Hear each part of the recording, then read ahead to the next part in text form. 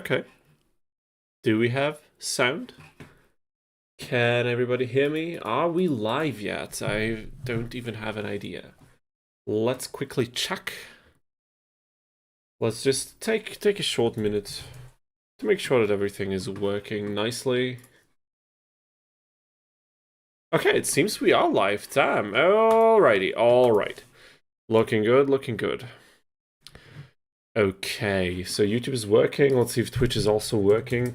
So, ladies and gents, welcome to the stream. Thank you so much for those of you who have already tuned in, for those of you who will tune in at any point in the next few hours, and also, of course, for all of you who are watching this at some point later on YouTube. I see the views going up days after the stream. I know some of you are catching this afterwards because you might not be able to do so live.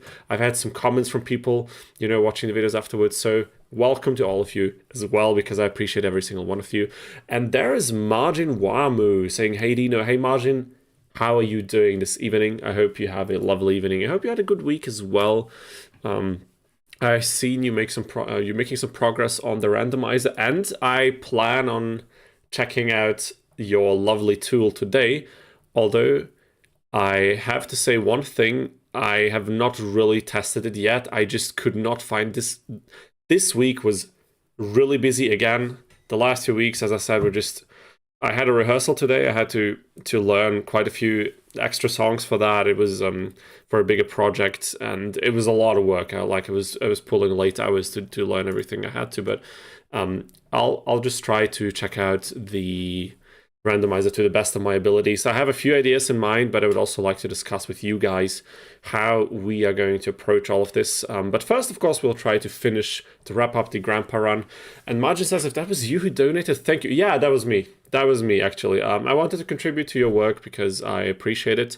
And I think developers like you and the other creators, like everyone who does like modding stuff on obscure games like this, on CMC, on Duelist of the Roses, like games like that, you know, I think deserve support. And I do have a few bucks to spare, so yeah, there's a little thank you from me, and maybe like in resemblance of people who might not have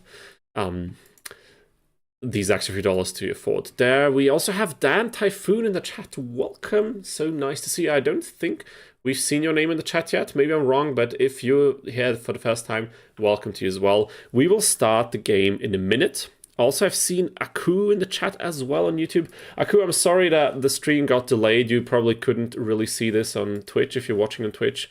It's just, today was a bit of a rough day. You know, it was quite full and intense. But yeah, Dan says, I'm new, really excited. So glad to see you here. So usually we start right off the bat, but this time everything was a bit hectic. Everything was all over the place. So I'll just try to boot up the game and connect a controller and all of these things. So let's turn on a little bit of background music just so that you guys don't get too bored while I'm setting up everything here. How are you guys doing this evening? How is it going for you so far? Are you having a good week, or was it very stressful, particularly troubling? How have been the experiences? Has any of you played anything interesting? Maybe even some Yu-Gi-Oh related stuff? Oh my god. This is very fitting. Let's do the Aerial Palace theme. Very fitting for today. Oh my god. Alright, so let me just quickly do all the necessary things. Ooh, what do we need? Damn it, dude. Why did I plug my phone into this? Just a second.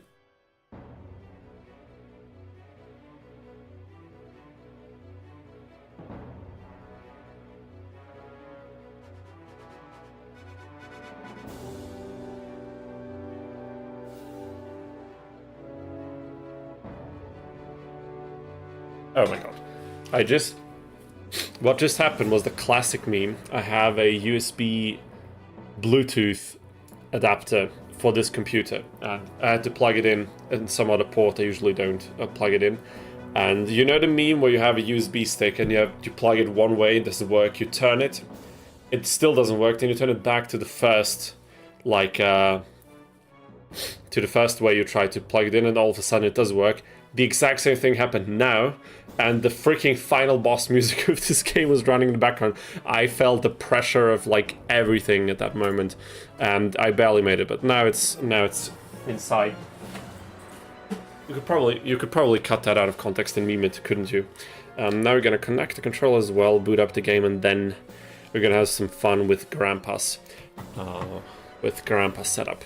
I also see Etchy. I'm sorry, Etchy Chanf. Did I pronounce that correctly? I don't even remember this. I'm sorry for this, but so glad to see you back. I think you joined us for the first time last week, if I recall correctly. Stressful week, but cold Kombahadose will make me feel better. Yeah, I can definitely see that. So I would say crack a cold open and try to relax a bit. I'm gonna have some fun today for sure. The plan is, as I put in the title, we will try to. But damn it, I need to connect the controller. We will try to wrap up the Grandpa run. I think we have quite the good. How can you say this? Like, we're in a good spot, I think. You know, the run has been looking very promising so far. There's the controller. There's some Windows sounds. Lovely on the ears. I bet you've all waited the whole week just to hear that. Okay, but let's check out if our emulator is ready. Let's boot this fast. And I'm sorry if it gets very loud right now. No, it didn't. It actually saved the sound settings. That's amazing. Okay, now we can remove this music. We can do this here, and if everything works correctly, we should see the game in a second. Oh my god, there it is. Ladies and gents, now we are starting for real. 23 minutes later, but we managed to do it. So glad to see so many of you joining the stream immediately. I really appreciate it. Margin Bomber says, I've been working on a Rayman Revolution achievement set. Damn, that sounds amazing. It's been a bit of a pain. Okay, I can imagine that. I can imagine. That is fantastic. Let me just quickly say, while we are watching the Capsule Monster Coliseum intro here, I just need to do one more thing in the background, unrelated to the stream, but I don't know if you guys play games like you know, like Stardew Valley, Terraria, stuff like that, you know.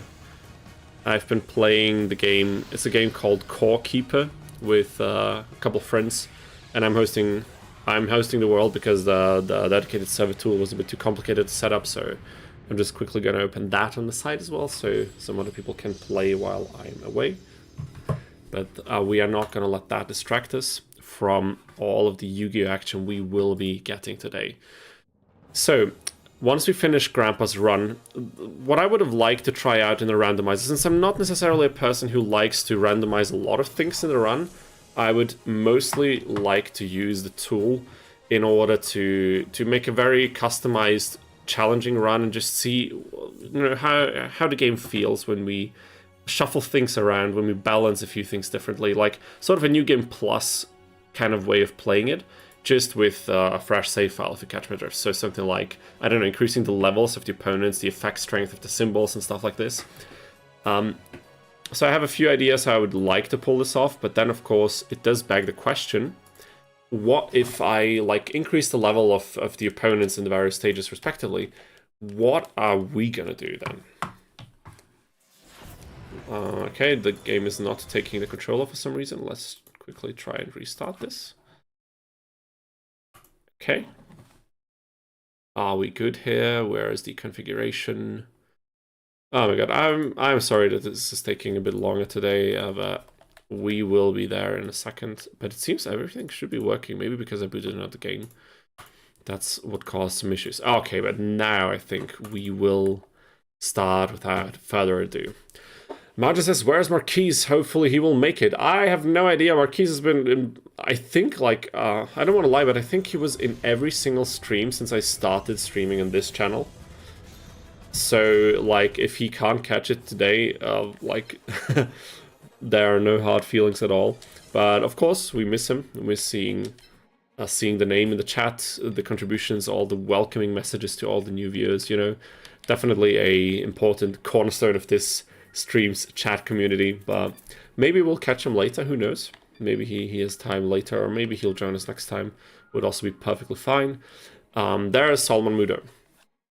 Martin says, future release will allow you to break the level. I've seen that. Did you talk about this last week, or did I see some of your community posts? I don't remember, because I think I didn't have enough time to comment or anything, but I saw some of your posts. And 225, you said, is like the max that you can realistically do without breaking the game. Like, the game still functions at that point, which is crazy. But my question to this would be, how is the scaling? Like, does the game automatically continue to scale monsters and symbols once they break level 9 cap? Is it like an algorithmic value increase, or is it like predetermined up until level 9 and then it doesn't increase automatically? Like, how does it work? Even like that would be pretty interesting. There we got Geefen Dudestein, also so glad to see you back. Welcome to the stream, welcome to the chat. You did not miss a thing. You missed a few technical turbulences and me being late. I delayed the stream by 15 minutes because today was a bit...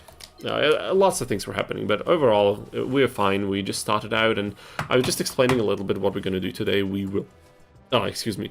Today... Why is this not working? Oh my god. I have the FN lock on the keyboard still set. Now we can save to the save slots. And we are kicking things off with Pegasus immediately. Let's not waste any time. We already have some delays.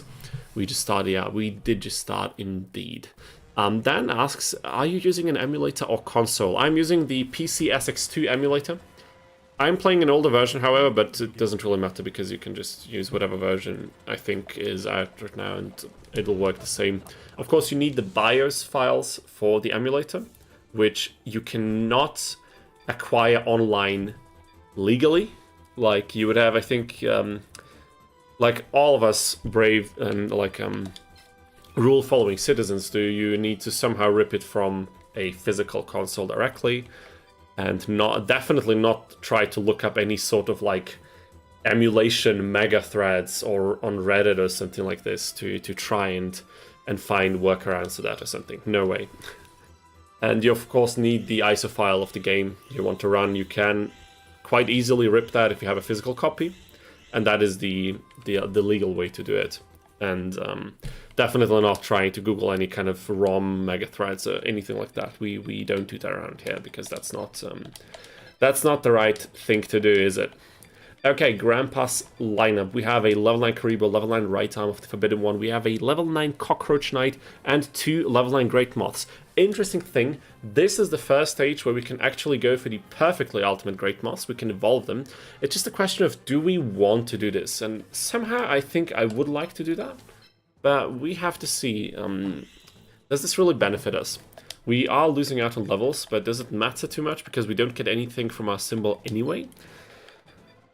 Tough decision, I tell you. But if we move, wait a minute, do we have the darkest spots? No, we have the brightest spots. So effectively what we need to do is, okay, turn 1 we can move the moth into this field, and then turn 1 we can move the moth. I think that's how we're going to do it.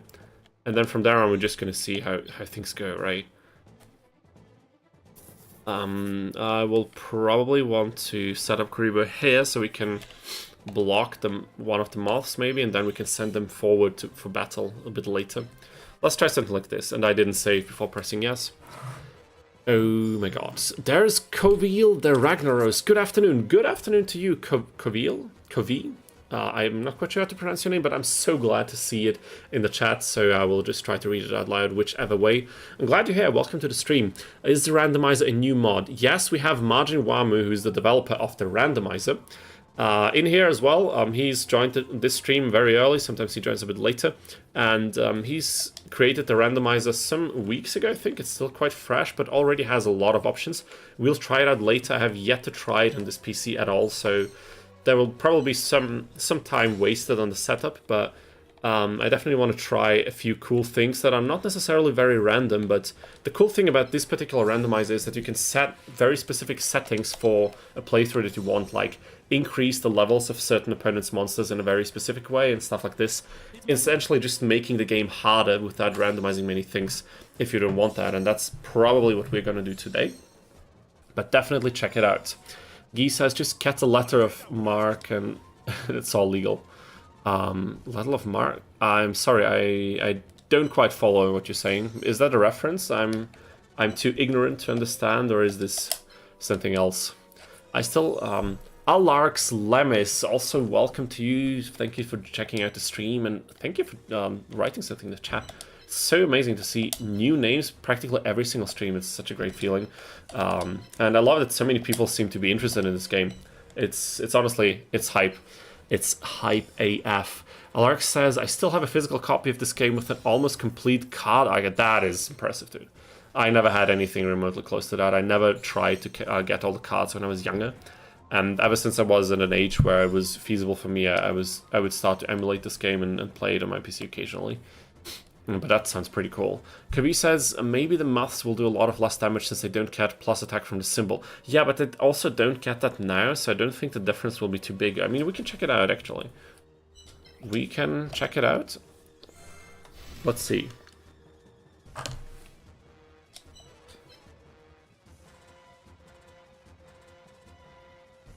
I mean, the attack is higher, even at level 1. That's crazy.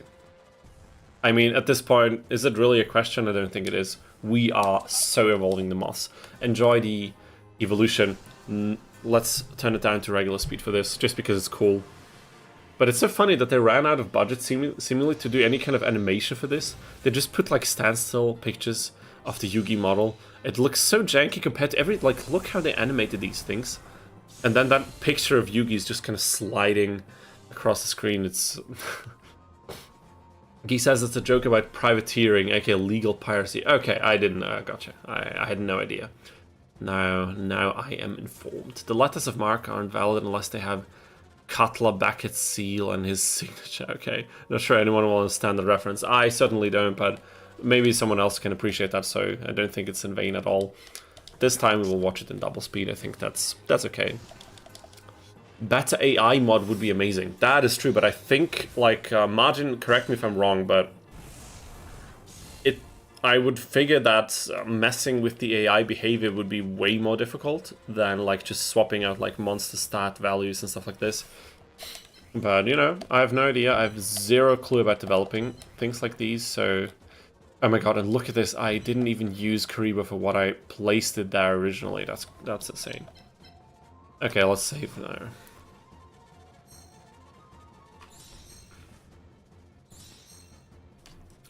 Okay, Martin says, if you increase the opponent's AP, they play far more aggressively. I had no idea. You can use the randomizer to do this, yeah, and increase the difficulty. We are very likely going to try this. I had no idea. They play more aggressively just because they can spare the AP, or what's the thought behind that? That sounds ridiculous. Let me just quickly see how we are probably going to approach this. The cool thing is we are not necessarily at a disadvantage here because there's one fire monster, but we could avoid it because it can only attack like diagonally, so there is always the option of just kind of removing it from the game if we can afford to stand in these specific tiles. I think we'll just gonna have to try and let Pegasus come towards us. Maybe place this here so we can bait it out a little bit. The cool thing is Paradragon is a really annoying monster, and we have the moths who counter it attribute-wise and also have really great attack range to get rid of it. Hopefully quickly. I think in this case I will use Karibo's perfect block just to slap it on the arm because I don't think the moths will necessarily need it. They have way more defense, so I think they can sponge up a lot of attacks. Alrighty. There's John Bondi. Hello, John Bondi. Thank you so much for joining the stream and writing something in the chat. I really appreciate that. I hope you have fun. Enjoy your stay. And wait a minute, John Bondi. Have I seen your name in the chat previously, or are you a new guest? I'm generally curious because I think your nickname is reminding me of someone that was joining us a couple of times. But now that I'm actually looking at your tag, I think it was actually someone else. So that would be pretty interesting. So you were here before, right? But it's been, I don't think you were with us last time. Is that right? Because I think I remember your tag, I'm not quite sure. And there is Marquise from K. Hello, people of the chat, how y'all doing? I'm doing pretty good, Marquise, especially now that we're streaming. And even more so now that you're here as well. Now, a lot of familiar faces here as well. Or familiar usernames, I should say. Came a bit late because of work, don't fret about it. I also delayed the stream by 15 minutes, and then also needed another, like, 10 minutes just to set everything up. But now we are rolling. Okay, I have no idea how Pegasus is gonna play this. I mean, I'll just risk it just for a little bit more damage, because now we really need to scramble together all of the damage that we have. I don't know if he's gonna attack Cockroach Knight with Karat idol? Karat, I think. Is that right? Karat? Let's just call it Karat. Or if he's gonna go for Exodia because of the elemental advantage. But the Parrot will attack the Cockroach Knight for sure, but won't do a lot of damage because of its attribute. And I think we can already start and push forward a little bit here. This thing also won't attack anything, as of now at least. So maybe I'll just move 3 tiles forward and kind of play this a bit more aggressively. Let's see how this strategy fares. Alrighty. He says, what, the John Bondi? Majas, yeah, okay, so happy to see you. Yeah, I'm also very happy to see many familiar names here. And oh my god, how did I miss this? What the hell? What the hell? Oh, sorry, Margin, I missed your message from before. And also, wait a minute, I missed. Oh my god, what the hell? Okay, guys. I completely messed up. Let me just quickly stick with the gameplay here. What the hell is happening? Okay, I think we might have to replay this. I kind of underestimated how much the PP loss wouldn't matter with, like, evolving the moths, because they tank, like, over 100 PP in the process of this. And we are, yeah, the damage is very shallow. So I think we're just going to reload in order not to risk anything here. So Marja said, when the opponents have more AP, they will summon all of the monsters in one turn. And there are some AI functions that can be adjusted, but I haven't tested them yet. Soon though, I see them, but I have to make sense of them. Okay, so you're after. That's actually incredible. I don't actually remember how it is with the Libra mod. If the AI actually does something like drastically different, or if it just behaves differently due to the other parameters that have been changed, just like you explained right now. I genuinely don't remember.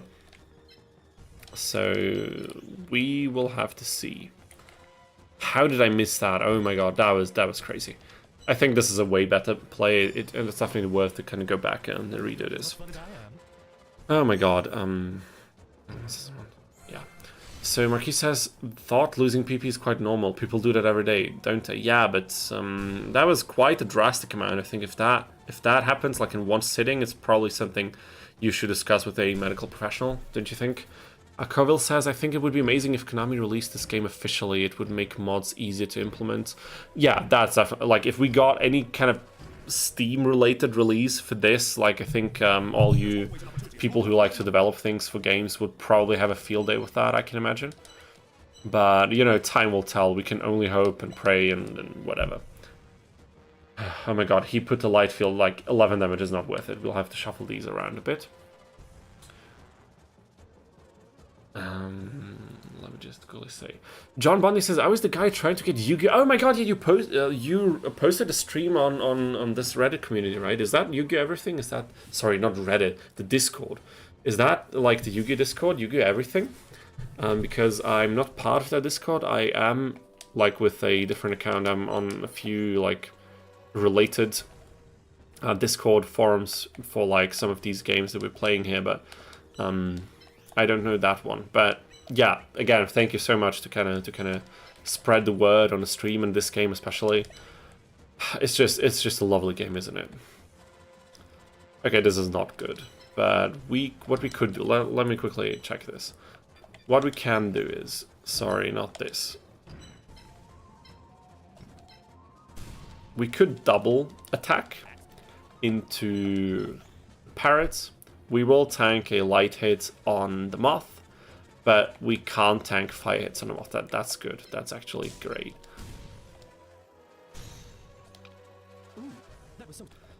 Let's see. Is this worth it? I mean, can we get attacked by anything else? I don't think so. I generally don't think so. Like, let's just pretend like that's the case and hope it's actually true. If they release a Steam version, we would be able to increase the total monster count. Okay, add in new resources. And yeah, I mean, that at that point, it would be like Forbidden Memories. You could probably change everything that you wanted. But, you know, let's see if something like this happens. You know, we might get lucky at some point. You never know. Okay, we're not doing this because then we would definitely get attacked by the fire monster. But what are we going to do here? We could go for the earth monster to do more damage because at this point it's really not worth it. But if we do this, we will tank a light hit from this side, we'll tank a light hit from this side, very likely. And we will take an earth hit from this side. But we do have a perfect block and almost 400 PP. So let's just risk it. Because 100 damage is, I think it's definitely worth if you compare it to the 11 damage we would have done to the Karat Idol. Don't think it's worth going for this at all. Marquis says, to Kavil, I do wonder how easy it would be to implement new monsters with new models in this game, even if it would be released on on modern consoles PC. I mean, that's probably another beast, and you also just have to have someone to make the models in the first place, which is also a tall order, isn't it? But I mean, if you take some cash, you know, and put it in the right people's hands, you can definitely find... Oh my god! Okay, I think the monsters is done for, isn't it? It's not, okay. I don't know if we want this play to happen like this. Let me see if we can salvage anything from this situation. Why did he put fire tiles on this? To weaken our moth? Probably. Yeah, Marquise, you are seeing correctly. We did already evolve the moths because even at level 1 they have more attack now than they had as great moths at level 9. So that's kind of the thing there. John Bondi says he's another YouTuber that does Yu-Gi-Oh! Mainly in the anime. Oh yeah, Yu-Gi-Oh! Everything. Wait. It's not the person I have in mind right now. I don't even know if I'm very familiar with that YouTuber. I know a few that I watch occasionally. Not a lot at all, actually, but it comes with creating content around that franchise yourself that you're probably very, like, for me, that's often the case. You tend to get very stuck up in your own ideas and your own, like, protocols and stuff that you don't really focus too much on watching other people do somewhat similar things. Does this make any sense? 111, I think we could risk this, but oh my god, that's way too little. Okay, I have no idea if this is good the way it's happening right now.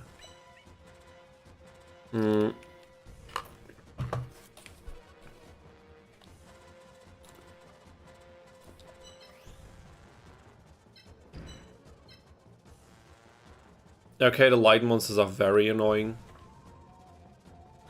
Okay, we could do the following sequence, right? We could do... I think I took Pegasus a little bit too lightly. But we could go for the following sequence, right? We could do this. Okay, this is laughably bad. But if we move Karibo to, for example, attack this thing... there is Tom Azard, also nice to see you again. I definitely remember your tag as well. Have you played Capsule Monsters GB? We did play it a little bit on stream, and I did also play it a little bit off stream, and I did not have a lot of fun playing it, not gonna lie. Maybe I didn't get far enough, but it was very... Oh, are you kidding me? Are you seeing this? Are you actually seeing this? Just a second. Yeah, that's working. That's good. Are you seeing what I'm seeing right now? Is this real? 1 point. Are you serious? And we are standing on the wood tile. We can't boost our attack anymore doing this. This hurts, but oh my god. Ah, sucks. And there's Ben Uzgani as well. Also remember seeing your tag some weeks ago. So glad to see so many of you returning to the stream. Amazing. Thanks for watching. I hope you have fun. Stalling won't help. That's only making things harder for you. Yeah, probably. We don't have the monster count to go for a stalling strategy. We just need to figure out how to do the most amount of damage and survive, you know, to the best of our abilities. Next opponent is a Shizu, and she's probably not gonna go very lightly on us, I can imagine, so... Why not move the moss, then switch to Dark Tile, then use Karibo? Fair enough, I wanted to move Karibo so I can move this moth and this tile in order to do this, but maybe your strategy would also have been good, or maybe even better. But I mean, this way we can get rid of 2 pieces immediately. The problem is 2 of the remaining ones that can attack us are light monsters, and there's then another one that we have to worry about next turn. So this thing, it could deal serious damage to our Cockroach Knight, but Cockroach Knight will be safe for now. This thing cannot deal damage to our arm, which is very good. And it cannot attack our darkness monsters. That's great because this thing can, and it can do serious damage. And I don't know if we're gonna lose a piece now, but let's just see what Pegasus does and then figure it out. There's Mike Lenz, I think, a new name in the chat. Maybe also a returning name if that's the case. Sorry, but thank you so much for writing, and thank you for checking out the stream and joining us here today. I hope you have fun. I hope you have a nice stay. And yeah, we are losing the Karibo. That hurts.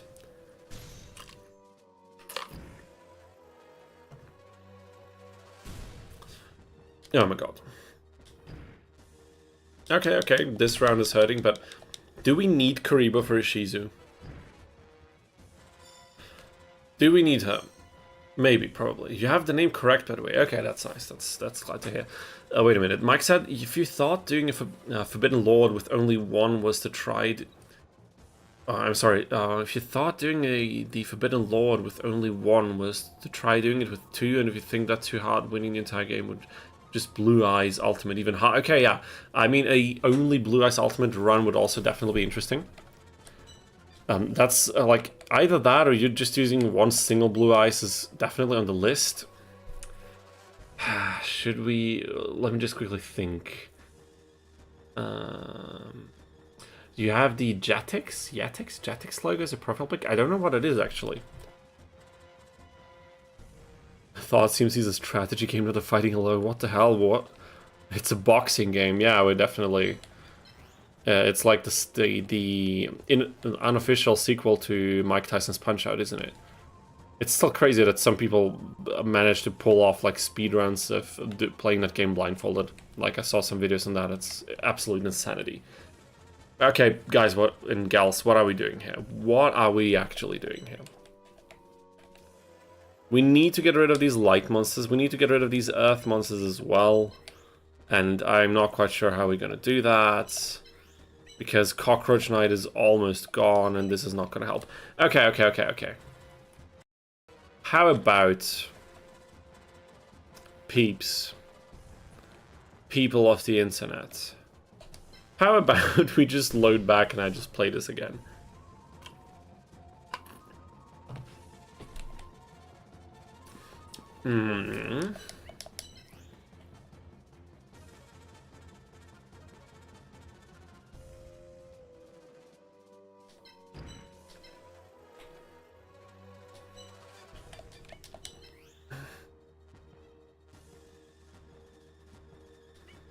Okay.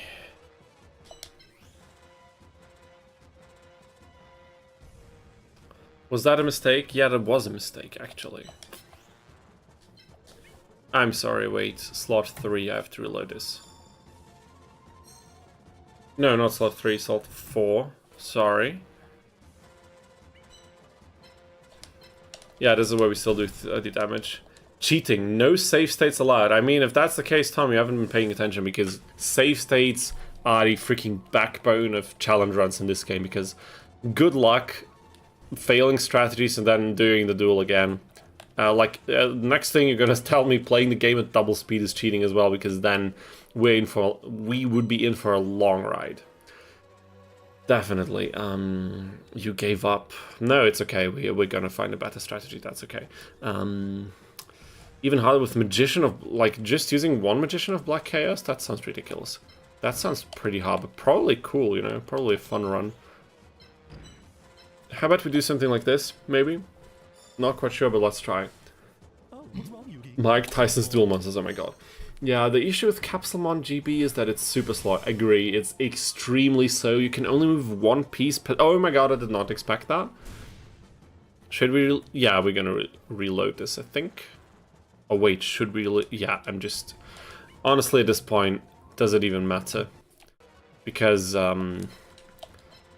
we want to try to find the best outcome here, because I definitely underestimated Pegasus last time, and we're not gonna repeat that mistake again. Not gonna happen.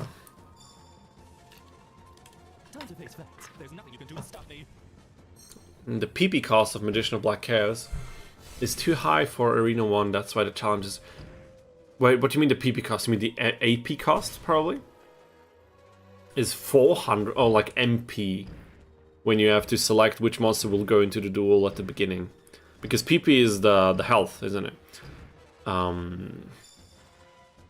You play in hardcore mode, no save states, no cheats, but double speed is allowed. No save states is brutal, but it is probably a fun challenge. We probably would have been able to beat this without save states, but in some, like, if you've seen the Exodia video, you will know that some challenges are quite a tall order if you don't use any form of save states or similar things. I think we can do a bit of damage with Cockroach. Yeah, exactly. And then we will get some juicy XP for a level up, hopefully. I think. Nice. Actually, very close to level up. Amazing. Okay. This thing... I don't think he'll move forward that much. And this thing is kind of... The cool part about Pegasus using this Jigen Bakudan is that depending on where it stands, the movement is very limited, as you can see here. So this does play to our advantage, of course. I still think I would want Kariba to move over there, and then see what happens.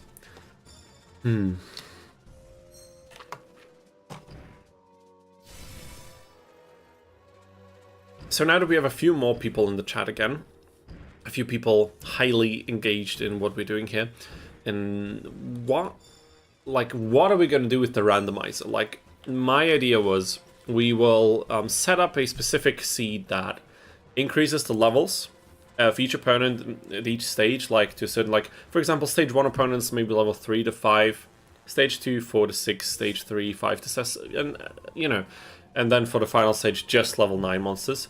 And we're going to do a fresh save file and trying to beat the game like this, just to kind of see if we can tweak the difficulty curve to kind of become pretty interesting, even though we don't limit ourselves heavily in terms of what we play. Because as fun as many of these challenge runs have been, they all go into one specific direction of how can we make this particularly easy game way harder on us. And this tends to happen in the form of limiting our strengths, limiting our options, and while that can be fun in a way, it could also be fun to just kind of let loose and use all the strong things that we can in this game, but then still have a challenge. Probably how this game was more kind of meant to be played, if you can even say that, but I think you guys know what I mean, I hope at least. What kind of build would we play? Which element would we pick, and what would we do with that? No, we're not going to do this, because the damage would probably be quite high. Oh my god, I completely forgot we have 3 diagonal attack range. Can we two-shot this thing? We can. We can. Oh my god, insanity. But does this make sense? We will then get attacked by this light piece, but it will stand... No, it could also stand here, so... I don't know if I like that, but we have the Kariba shield. This thing cannot attack us over there, so this thing will come forward to attack a moth, which is perfectly fine. That is a-okay. We could go even, but then we kind of risk it. We're moving to this territory here, and I don't quite like that. What did I just see in the chat? Online multiplayer? Yeah, that would be, Marquise, that would be fantastic. Who said, I don't like... Coville said, I think one of the best mods for Capsule Monster would be a multiplayer mod. They've released a mod like that for Skyrim. I mean, that would be crazy. I think you could probably do something like this. I think in RetroArch, there's like a tool for online play that... I think it does something like save state syncing in order to kind of emulate some sort of connection between two RetroArch clients. I think it works something like this. There's also... I don't actually... How would it even work, though? I don't know. Maybe you could set up something like this, but having like a mod or a tool that does that natively would be crazy. But at this point, I'm kind of asking myself, if it's just about multiplayer, wouldn't it be easier to kind of build a game and copy all of these things? Maybe not the models themselves, but just like some placeholder figurine type of models for this without the 3D animations. And just like build like a chess emulating kind of game where you just move pieces. And then you just have to implement the stat system, like the scaling for the map tiles and the levels and everything.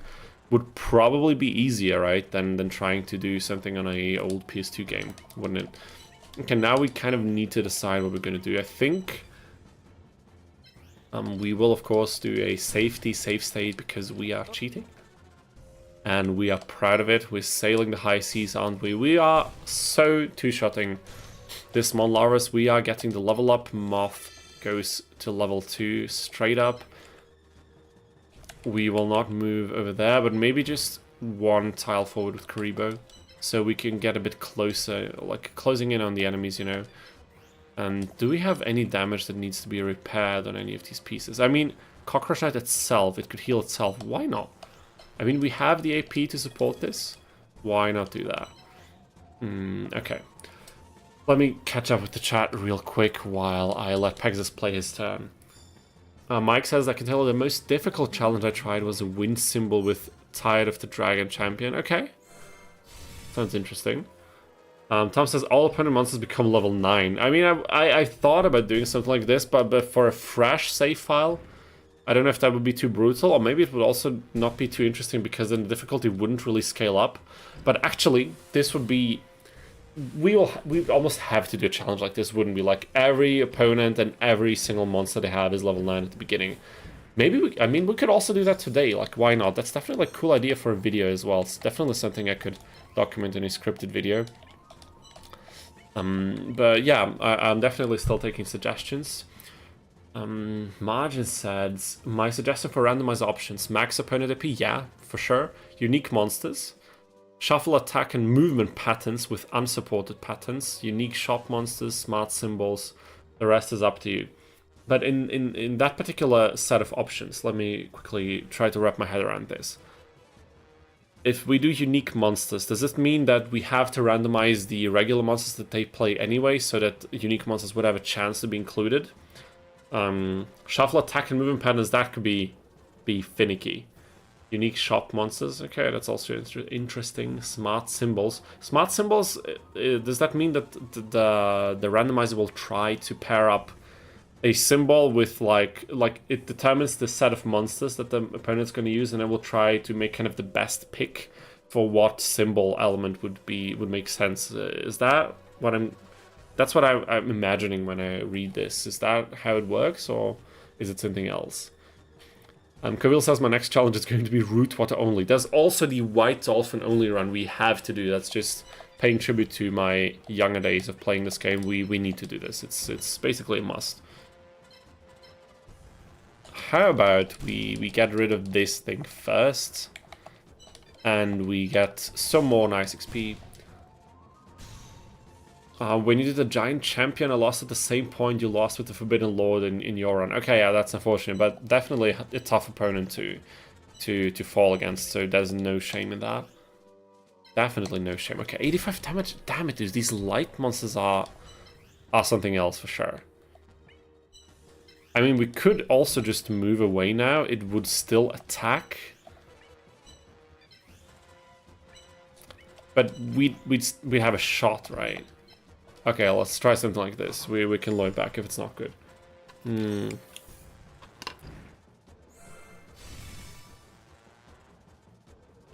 Okay, unique monsters. Okay, now I got your margin. So smart symbols works the way that I imagined, and unique monsters means there will be no double monsters between opponents. That's actually pretty cool.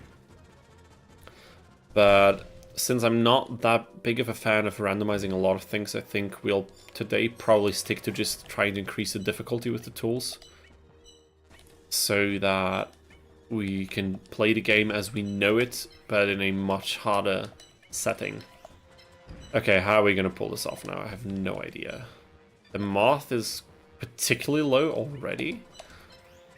Is there any way we could get rid of it?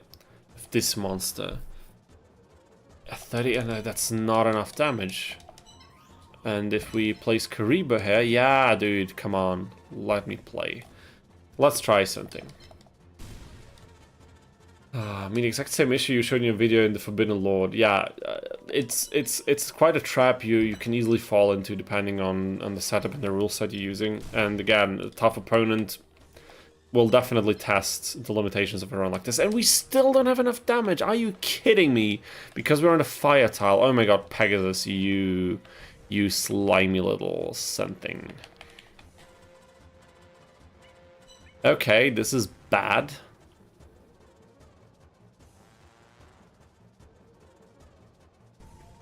I'm not sure that Kariba will survive this, if I'm being completely honest. Okay, if you increase the required MP at the start of the game, this also gauges the difficulty. Yeah, I can imagine. We'll definitely have to play around with some of these settings for sure. Let me just quickly check what the hell I could even do here, because I'm not that sure. What if we use the darkness tiles? Maybe we can get enough points in to get rid of one of these monsters. Okay, this is looking way better. I definitely can't forget about using this feature of the map. It's actually such a cool feature and can help out a lot. This should be enough. Yeah, if we still do 60 damage now, just as before, it is enough for sure. That's cool. Okay, and then is this a smart thing to do? I think it's definitely not a bad thing to do. Although we could also just not do any of that and keep this thing a little bit in back. But then we get attacked by Rogue Doll. But maybe that's not a bad thing, because at that point it doesn't really matter too much.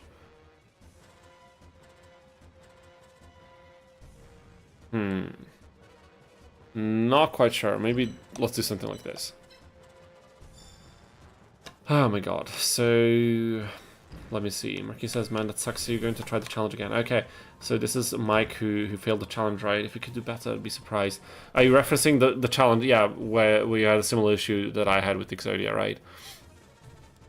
I mean, I actually plan on also redoing the Exodia thing at some point using a thunder symbol. And just to see if that could make the necessary difference of tanking more attacks with our symbol against the Shizu and like attacking with Exodia from behind. Maybe that would be enough. For some reason, I didn't really consider a strategy like this beforehand. I don't know why, but yeah, it's still not too late to do something like this. Damn it, dude. These light monsters are becoming really annoying. Oh my god.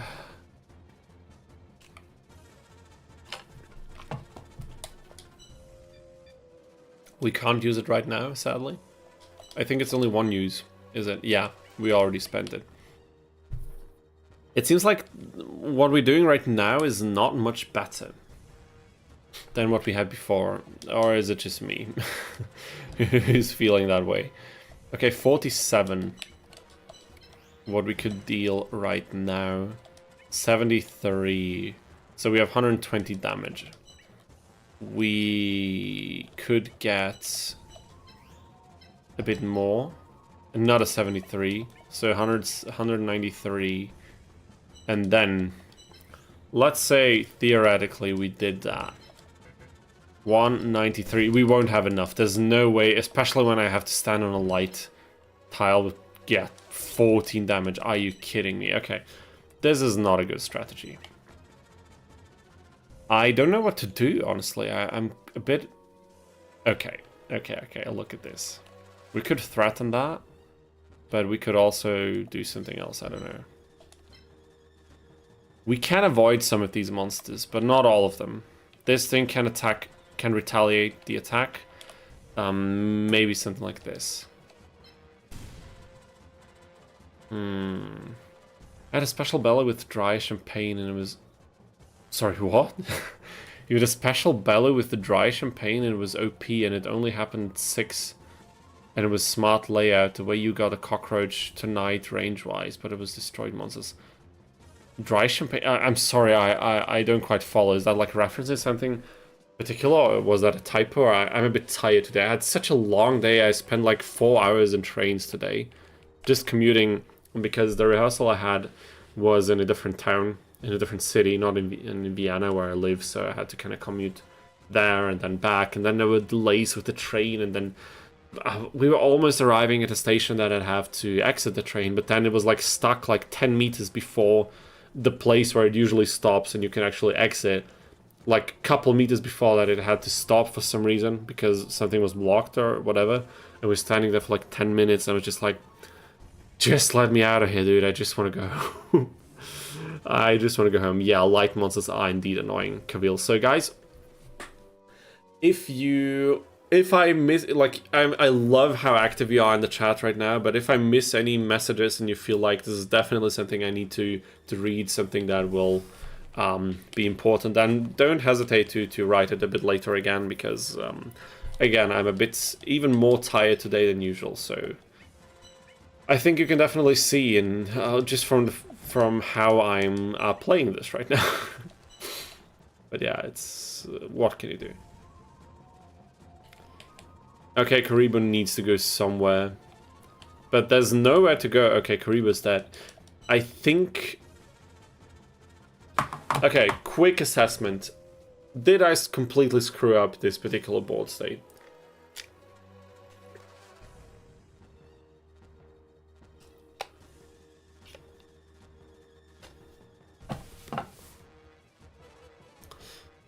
And yeah, imagine I would love to tweak the symbol, like the effect strengths a bit, but we'll have to do it carefully to see how strong the opponents really get. So again, I didn't have time to test the mod, so yeah. Guy says, read this one, please. Did you mean that one that you just wrote? If that's the case, then I hope you're happy.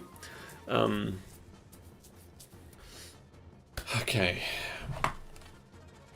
I think we are screwed.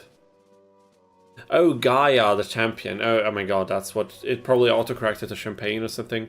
For its movement attack range, it's similar from what I can tell to you. Personally asked me only by 1 additional slide each. Oh my god, it's Gaia, dude. Dry Champagne, that's hilarious. That's actually hilarious, isn't it? Guys, I don't know. Guys and gals. Do we need to reload this again? Why is Pegasus always so much more trouble than anyone else? How the hell? Okay, what if we once more just do this and nothing else? This thing will stay in place. It will eat up the shield. We will... We'll do a few attacks. We need to get rid of the fire monster fairly soon, I think. Oh, maybe he'll move forward and then... how about we just try something like this? How about... Like, let's try. We couldn't use Cockroach's healing ability because we had already used it before, and he has only 1 use per duel. We checked it before in the monster... description, or what you call that? Is it description? What does the button say? I have no idea. But we checked that, so we already had used the ability. And the ability is limited to 1, even though it's not that strong. Capabilities, yeah. So as you can see, there's 1 use. SPA uses 1 out of 1.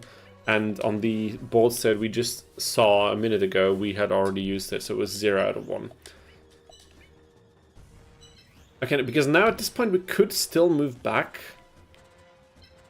I mean, 11 damage, is that really worth? But on the other hand, what else are we going to do realistically? Now we could dish out more. Yeah, I think... Isn't this... Wait a minute, didn't I do the exact same strategy last time?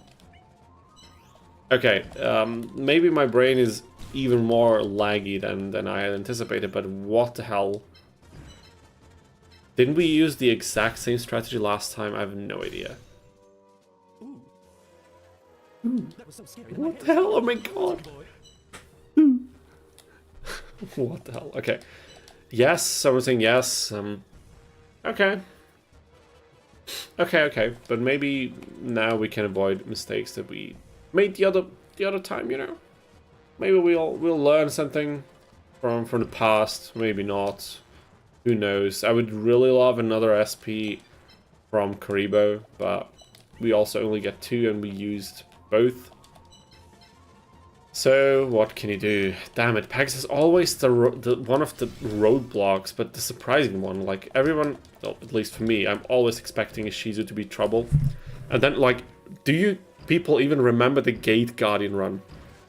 If you don't know, I don't want to spoil it, because I will turn it into a video eventually, but it will probably take months, so maybe you'll also forget it by then. We had such an easy fight against the Shizu. Like we were hustling ourselves off against Pegasus to somehow try and squeeze out the win. Barely managed to do it, and then a Shizu, and then for some reason she just completely screws up. She keeps sending her monsters right into our attack range. We completely take advantage of the situation and defeat her with like no problems.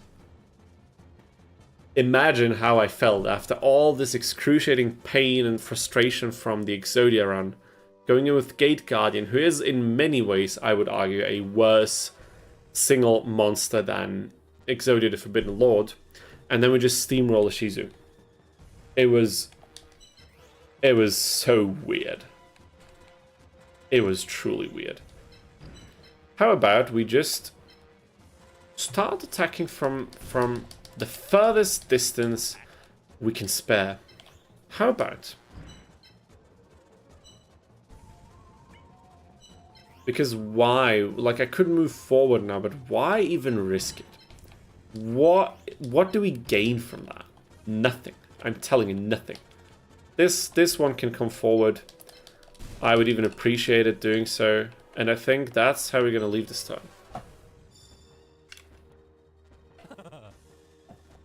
I don't think I've enjoyed myself. Is the effect of the Thunder Symbol useful? PP and a Thunder Symbol improves attack for both Thunder monsters and Darkness monsters. And Earth improves attack for Earth and Light. Since we play neither for us in this run with Grandpa's setup, we don't gain anything from our symbol having more effect strength. That's why we put everything into our PP size straight up.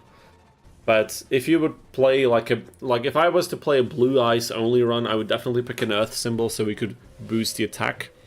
Because A, it would make it way more feasible to finish a run like this, and B, it would be just way more fun on top of it. We can easily two-shot this thing, but we will have a hard time of getting rid of this thing. And then there is Jigen Bakudan, who we need to pay close attention to so we don't lose. So we don't lose our, what is it, our Karibo. This thing has a diagonal attack.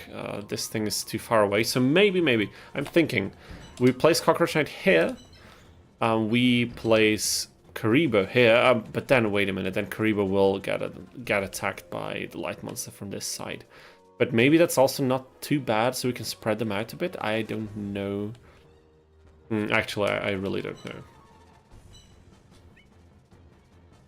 Because sadly, we can't move here, because then we could get an attack with one of the moths from a longer distance, you know. But I think what we can realistically do is, of course, we can do this.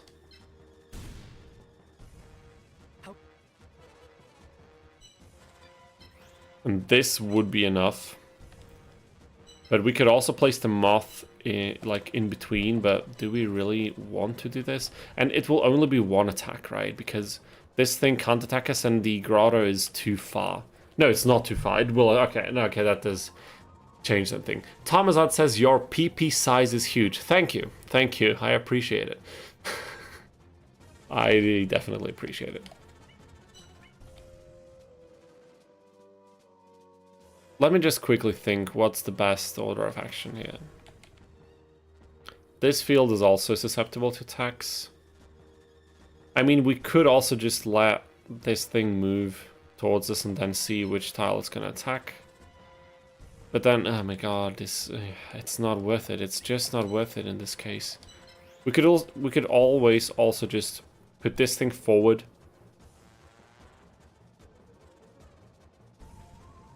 How about? Then we get the moth attack from this side. But then what are we gonna do then? This thing will attack, this thing cannot, but the grotto will attack. This thing will probably move. This thing will also move, and then what? Then what are the moths doing even?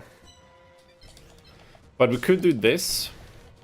Mike says, if you did your talk that you're doing with the blue eyes sound like crystal, when blue eyes gets lower to a certain level, it gains a special ability, just a heads up for you because of the light symbol.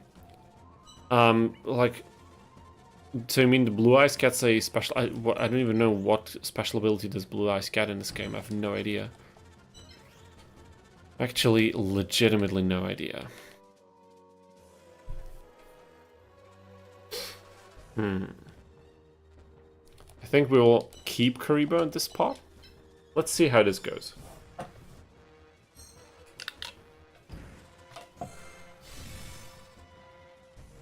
Odeon is going to be hard in the blue eyes. Oh yeah, probably. Probably going to be quite difficult, isn't he? This hurts a lot.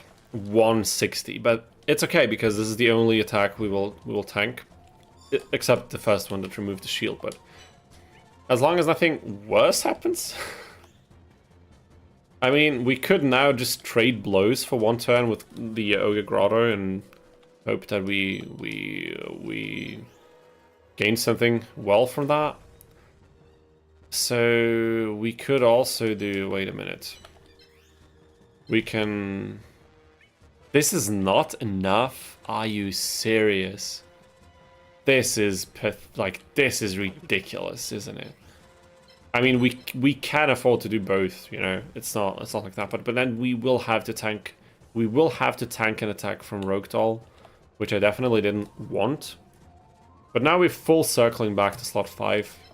That's okay. But I think now we have a way better setup. We have a much better chance at defeating Pegasus with less casualties this way. There's the Grotto. I'll pay you back with interest. So Grotto will attack the arm, but due to the disadvantage, I don't think it will be a lot of damage. Probably less than 100 or just barely over 100. And then we can just attack back. This thing will then be in like striking distance. Or we could just remove the Grotto from the equation altogether, but then we do have a problem. Actually, we don't. It's just this thing that is the problem. So I think this could be a smart play. This could actually be a smart play, but then we'll have to deal with larvas later. So I'm not even sure.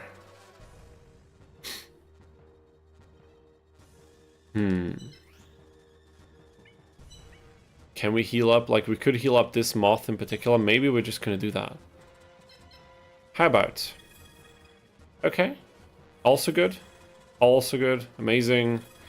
Nice. I think that was a pretty good use of wait a minute. What do you call that thing? 1, 2.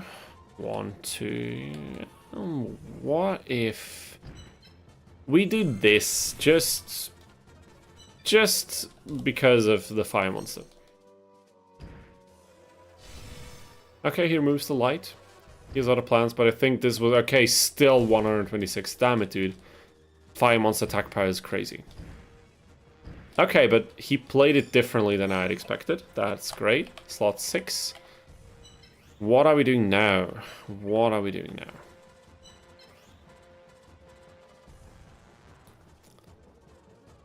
We could bait his fire monster further down. But we can't really do a lot with the moths now. Which is a shame.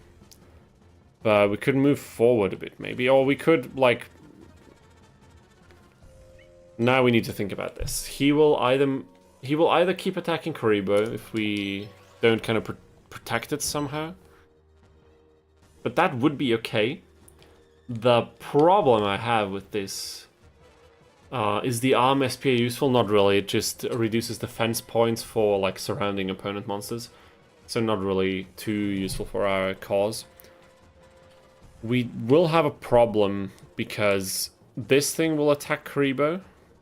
But then Larvas will also attack Karibo, so we would need to get rid of Larvas, but we cannot really do this. But if we move it here and one-shot Larvas, we have Torike to worry about, who's even worse. I think from the stats, yeah, I mean, they don't really, they're really the same. Problem is this particular pillar, or whatever you want to call this part of the map, preventing us from getting like long-range attacks from our moths in. So what we could do instead is we could... Can we even do anything? We could move away with Karibo like this. Then we could move in with Moth like this, who will certainly tank 2 attacks. Hopefully not get destroyed.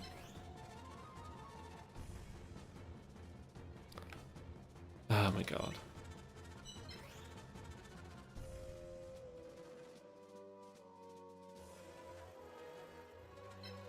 And just like hope and pray that it will be enough to keep them alive. Something like this, you know. I just want to see how Pegasus reacts. I don't think this is the play to make, but I do need to see how he will handle this and how much damage we're going to take. But this is actually promising. Okay. I think we can work with this. Now we can use the pillars to our advantage. This is exactly why we are abusing safe states, because sometimes, man, these opponents are difficult to predict. But in this particular case, I'm all the more glad. So, let us think this through. Karibo attacks once.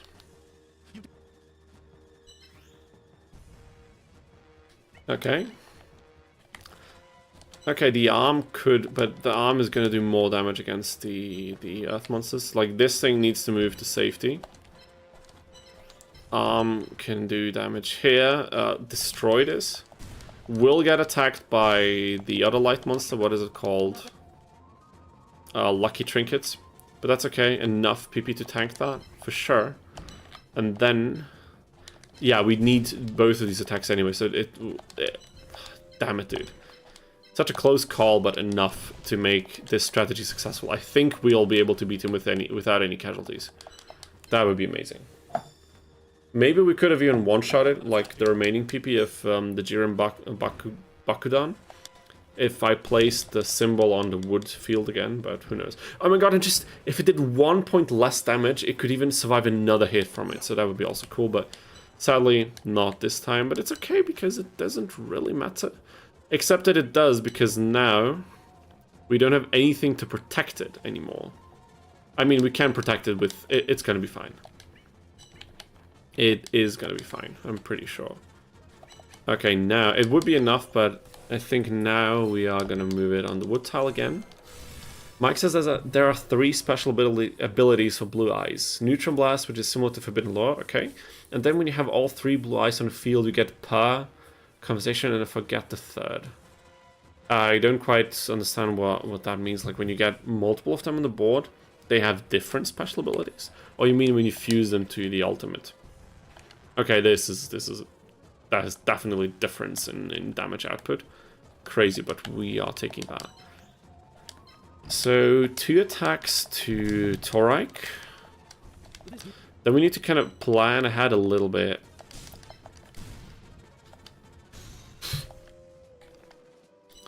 I mean, a Karibo here, this thing 1 to the back at least, and then this thing blocking the way. Is that good? I didn't check Rogue Doll. Can Rogue Doll attack anything? No, it's okay. 86. That's good. Okay, people, I think we are onto something here. I do believe that. I genuinely do believe that. Because we can get this attack in, but we won't be able to finish it at all. I mean, we're still at a troubling situation. We will have to move the Karibo for an attack. Because we cannot afford this at all. Which is a shame. It truly is.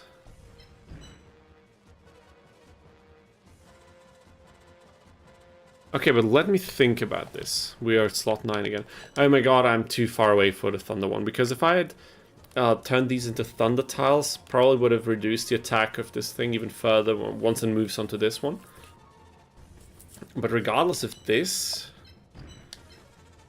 we'll just kind of chip away at it. It will get another attack onto Karibo, which is fine. Yes, it is fine.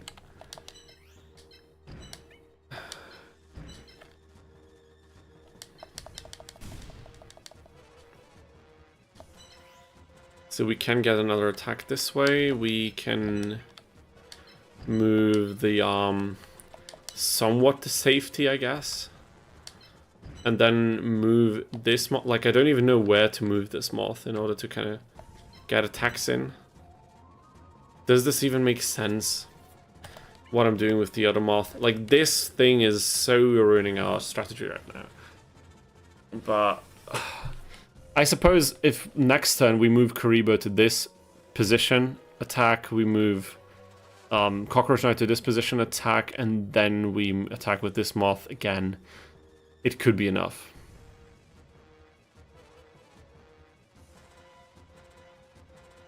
There's no way to attack this Lucky Trinket with this moth next turn, is it? 1 to the left, but what do we gain realistically? I mean, it might attack the moth, but it could actually attack the moth. But do we want this? Because... oh boy, I'm not even sure. What would happen then? I mean, we would get another turn. But then we wouldn't be able to attack it here properly, wouldn't we? We don't actually want that at all. I think I'll move it here for now. And then see what happens. This is a wood tile. We will turn this into a darkness tile. Just for this turn, so Karibo has a bit better stats.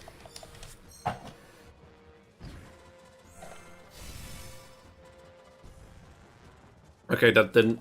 did that make any sense? Wait, how did I miss that? How did I miss... oh my god, are you kidding me?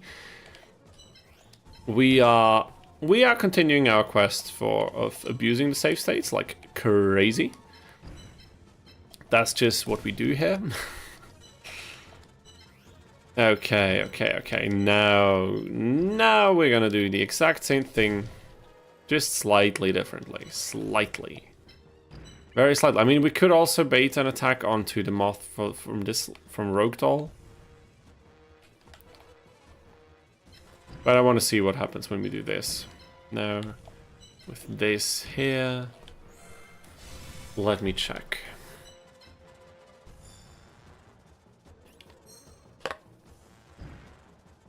Also, big shoutouts to everyone who's been watching the Exodia video recently. That's way different, actually. Wow, way less damage. Big shoutouts to everyone, because that video, especially the last couple of days, has been going crazy. It made like 10,000 views in the last 2 days alone. Which is ridiculous. Like, I thought it would probably kind of die off somewhere around the 40, 45k mark, and now it's growing more than before. It's insanity. it's actually insanity. If I'm a bit lucky, it could even become the most successful video on the channel so far. But you know, fingers crossed. Let's not try to ruin everything by trying to predict the growth of a video or something like this. Oh my god, that's enough. That's enough, people. I think we did it. This is a very interesting strategic struggle, yeah, indeed. But I think we pulled through. I think we pulled through because now if we really pay attention, we can completely avoid attacks from Rogue Doll. We just can't be on like we need to be on our tiles at all times. And then we're good. I think at least. I'm pretty sure though. Who this? Also, welcome to the stream. Thank you for joining us and also participating in the chat. I hope you have a nice day as well. I really appreciate seeing yet another name in the chat. So great. GG indeed, Kavil. GG indeed. That was a struggle. That took way longer than I had expected. I think you guys noticed, but now we're getting somewhere. Now just gonna stay on the dark tiles at all times, trying to avoid unnecessary problems. Who this says, I found you through the Exodia video. That's so nice to hear. Thank you so much for checking out the video. I'm glad you enjoyed it. I mean, I think you do, because if you ended up here, you probably did. So nice to see you. Like, we're doing CMC. Like, we also play sometimes other things on this channel, but for now we're doing mostly Capsule Monster Coliseum content over here. Sometimes we've also played some of the early days collection. We've played a bit of Forbidden Memories and stuff like this, so there will be more variety in terms of Yu-Gi-Oh content and maybe other things on these streams at some point in the future. But since I don't have the time to stream a lot right now, probably gonna take a while until we move from this game to something else. But you know, time will tell whenever we make changes here. But no matter what we play, it will be something fun, something that you guys and gals enjoy, hopefully as much as I do, because that's why we're here. We're here to have fun in the end, at the end of the day. So that's what we're gonna shoot for at all times. So, wait a minute. I'm gonna go out on a limb here and say that Rogue Doll cannot reach us if I move this far. Huda says, it's okay, I'm here for the long haul. That is amazing to hear. I'm glad to read that.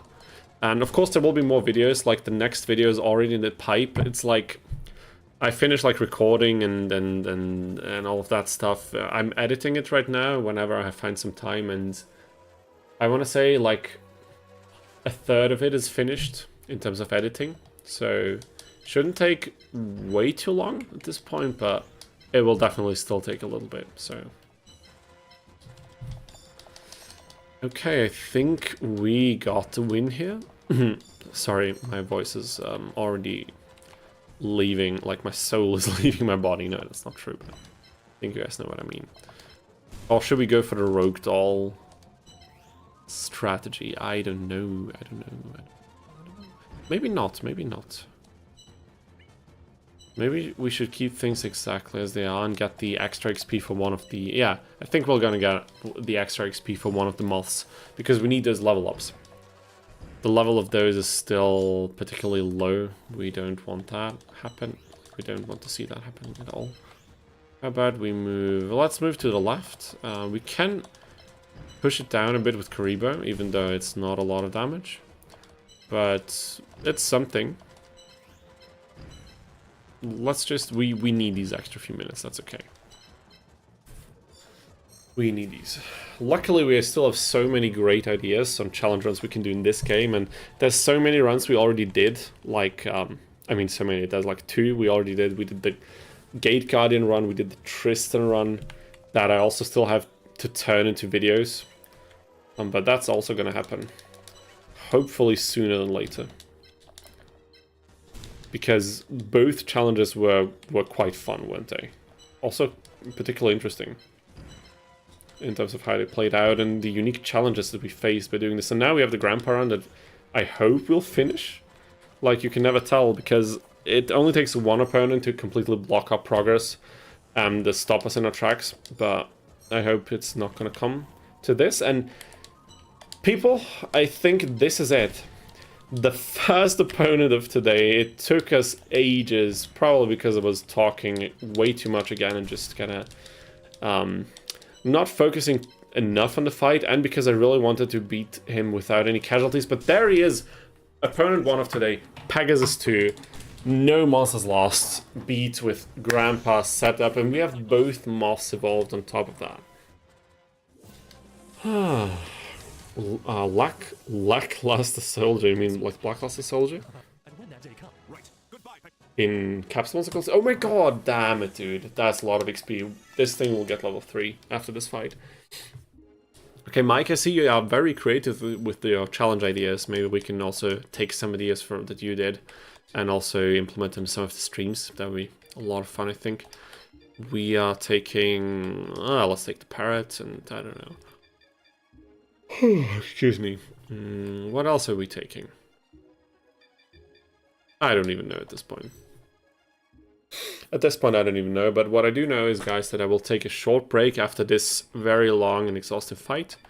Short break to kind of, again, you know, this is a small room I'm streaming from. We will open the windows shortly, let a bit of oxygen flow into the room so I don't pass out eventually after hours of streaming. Go to the bathroom and maybe take a drink or like something, grab a snack. And I will see all of you in a few minutes. 5 to 10 minutes max. So don't go anywhere for more Yu-Gi-Oh! Capsule Monster Coliseum action. See you soon.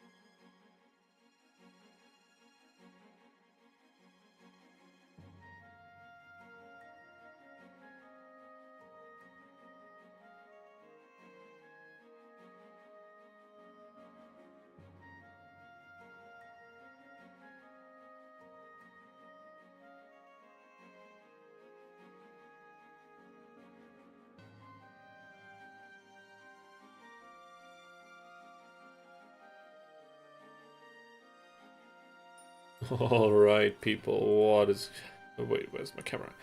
What is going on? Yeah, so we are back. Excuse me. It's dark in the room, and it's so crazy, you can barely see... Dude, this looks so creepy, like, we could totally do, like, horror game streams in here with, like, a crazy dark background where someone jumps out of the back and pranks me while I'm playing. It's just that I'm so freaking scared of horror games that I could not do that for the life of me, but yeah, this so this channel is definitely not a place where you will see horror content frequently. Maybe we can do that at some point, like as a very special occasion, but I'm way too scared of anything that's kind of creepy. So the reason why I'm keeping it dark for now, probably just a few minutes, is because I really want to have the window open a little bit longer now, and it's already warm enough that whenever I have the light on top of it, we will get swarmed by insects. And definitely don't want this to happen, so yeah. I saw someone who wrote it. Who was it? Let me just quickly go back. Yeah, Guy from Dude's Time said a stench check. It was definitely time for a stench check, and the room was okay. It was not that stinky yet, but you could definitely feel, you know, due to the temperature and everything, that, you know, sometimes just opening the window for a little bit can help. Definitely a healthy thing to do. I would highly recommend it if you have a window, which you should have for sure. Yeah, so let me check what I missed before we dive into Shizu, one of our most respected and most hated opponents. Marquis said, for sure, hope it will turn out that my boy Black Cluster Soldier is an S tier until unit and will clap the challenge. Wait a minute, Black Cluster Soldier? Isn't that one of the unused monsters? Or is it like a regular monster that you get? Is it like a victory bonus or something? How do you get it? It wasn't still as a difficult axle for me to even attain, and I have this game on disc for the PlayStation 2. It's the same while trying to get most of the old school capsules. Okay, fair enough. So it is obtainable, I assume. Oh yeah, of course, the Shark, the Game Shark things. I had what was called an Action Replay Max. That was like a CD that would have like these cheat code and hacks for a lot of PlayStation 2 games, including this one. And I remember you could like cheat levels for your symbol and the monsters or something like this, but you didn't have a lot of options, did you? Okay. Google a lot about the game back in the day, mostly for the fusions. Yeah, okay. Back then, I think I also Googled a little bit. I don't know when exactly. Definitely not at the beginning when I played this, because I was too young to efficiently Google things.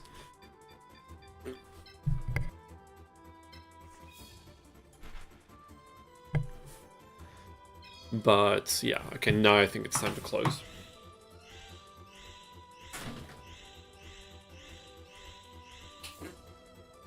Alrighty. Don't pay attention to the mess in the background. I threw my my hoodie on the bed, but I think it's okay. I've seen streamers with far worse untidy rooms and bedrooms as a background, so I think I'm doing still pretty fine.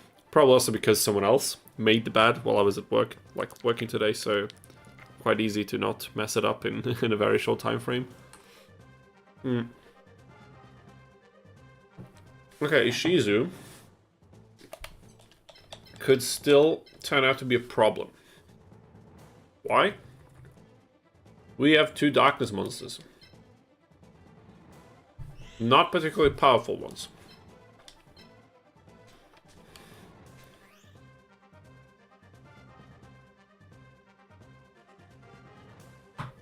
Ah, Black Cluster Soldiers unsupported. Okay, I see.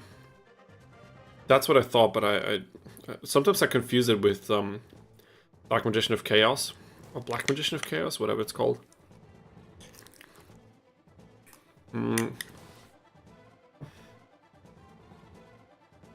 Marquis says the current lighting in your room would fit the final battle. Okay, we are so remembering this for the final battle.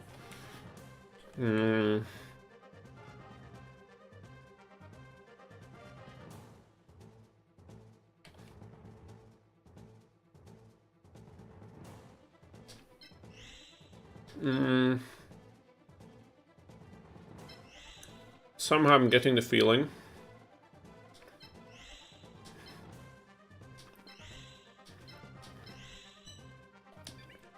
that we'll want to occupy this corner of the map. Because we can use this gap here, where Ishizu's monsters have to pass all the way from around the middle lane, around this corner, or from around this this other middle lane, to get to us. Because, you know, as if we stick on this side, she will tend not to send any of her monsters over the top lane.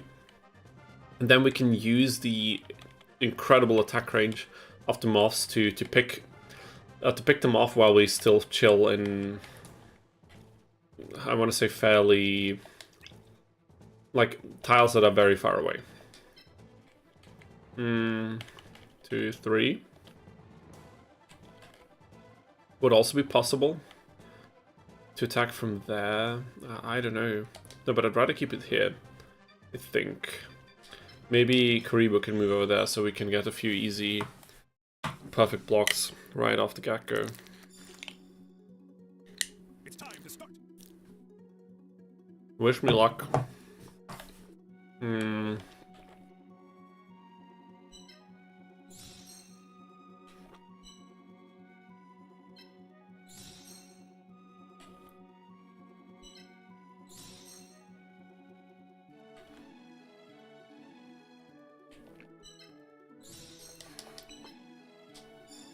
Who this has good luck. Well, thank you.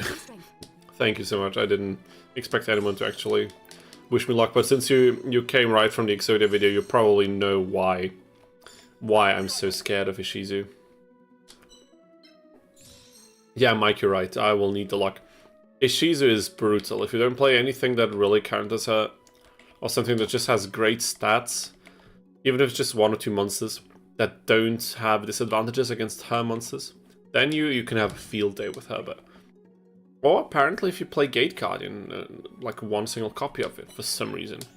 That was so crazy still. Anyhow.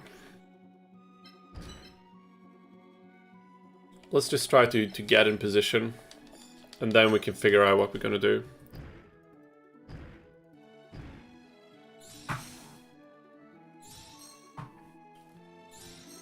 Yeah, BLS is there's like over 70 monsters in the game that are implemented but unused, so you can't get them through normal means. But the Libra mod, for example, has some of them re-implemented with different stats and attack patterns on occasions. And I think with Margin's Randomizer tool, you can also, yeah, as we've seen, you can have them be part of the shop or enemies, opponents monster lineups and things like that. Alrighty, so how about, let me just save this as slot 3 for now. Do I want the moths with the shields? I don't even know. I think I'd rather shield Karibo itself, you know, and not want the moths. Moths.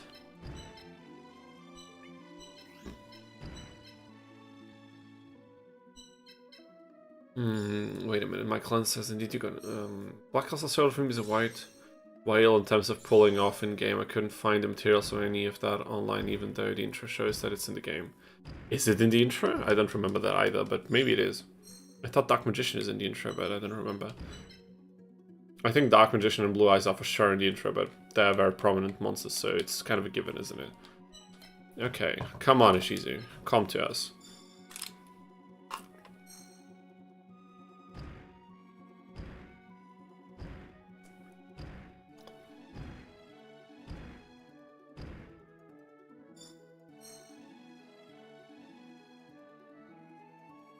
Okay. So this is a dangerous position to be in.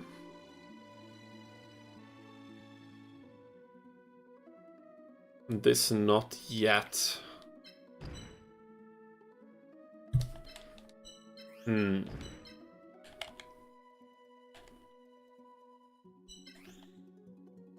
Wait a minute.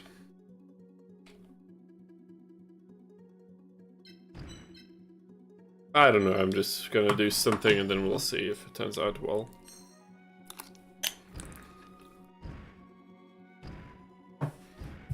Okay, she's cautious. Understandably so. We do have quite a few pieces.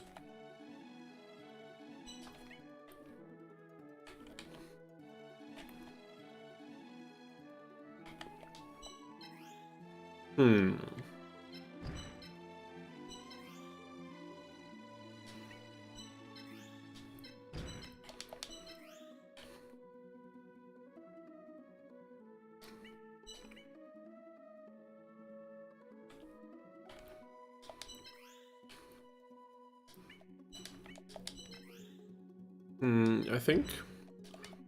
Wait, is there anything we can... Okay. Maybe we can do something like this. Shuffle these monsters around a little bit. Beam will surely come forward in a matter of a few turns.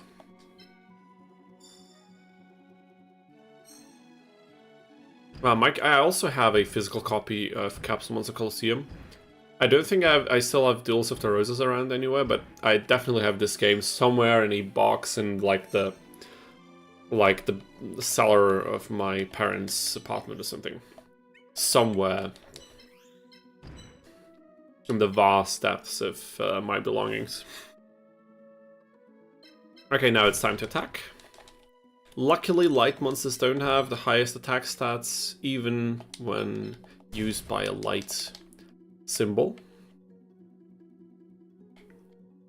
But we need to be cautious. Wait a minute, am I completely stupid? Probably. Because why not actually use the attack range, which is the reason why we evolved the moths in the first place, instead of keeping them at level 9. I mean, it's not a lot, like, don't get me wrong, it's not a lot of... And we do risk getting attacked from, like with Mystical Elf, but maybe not really if we block the path. This will actually depend on how Shizu behaves now.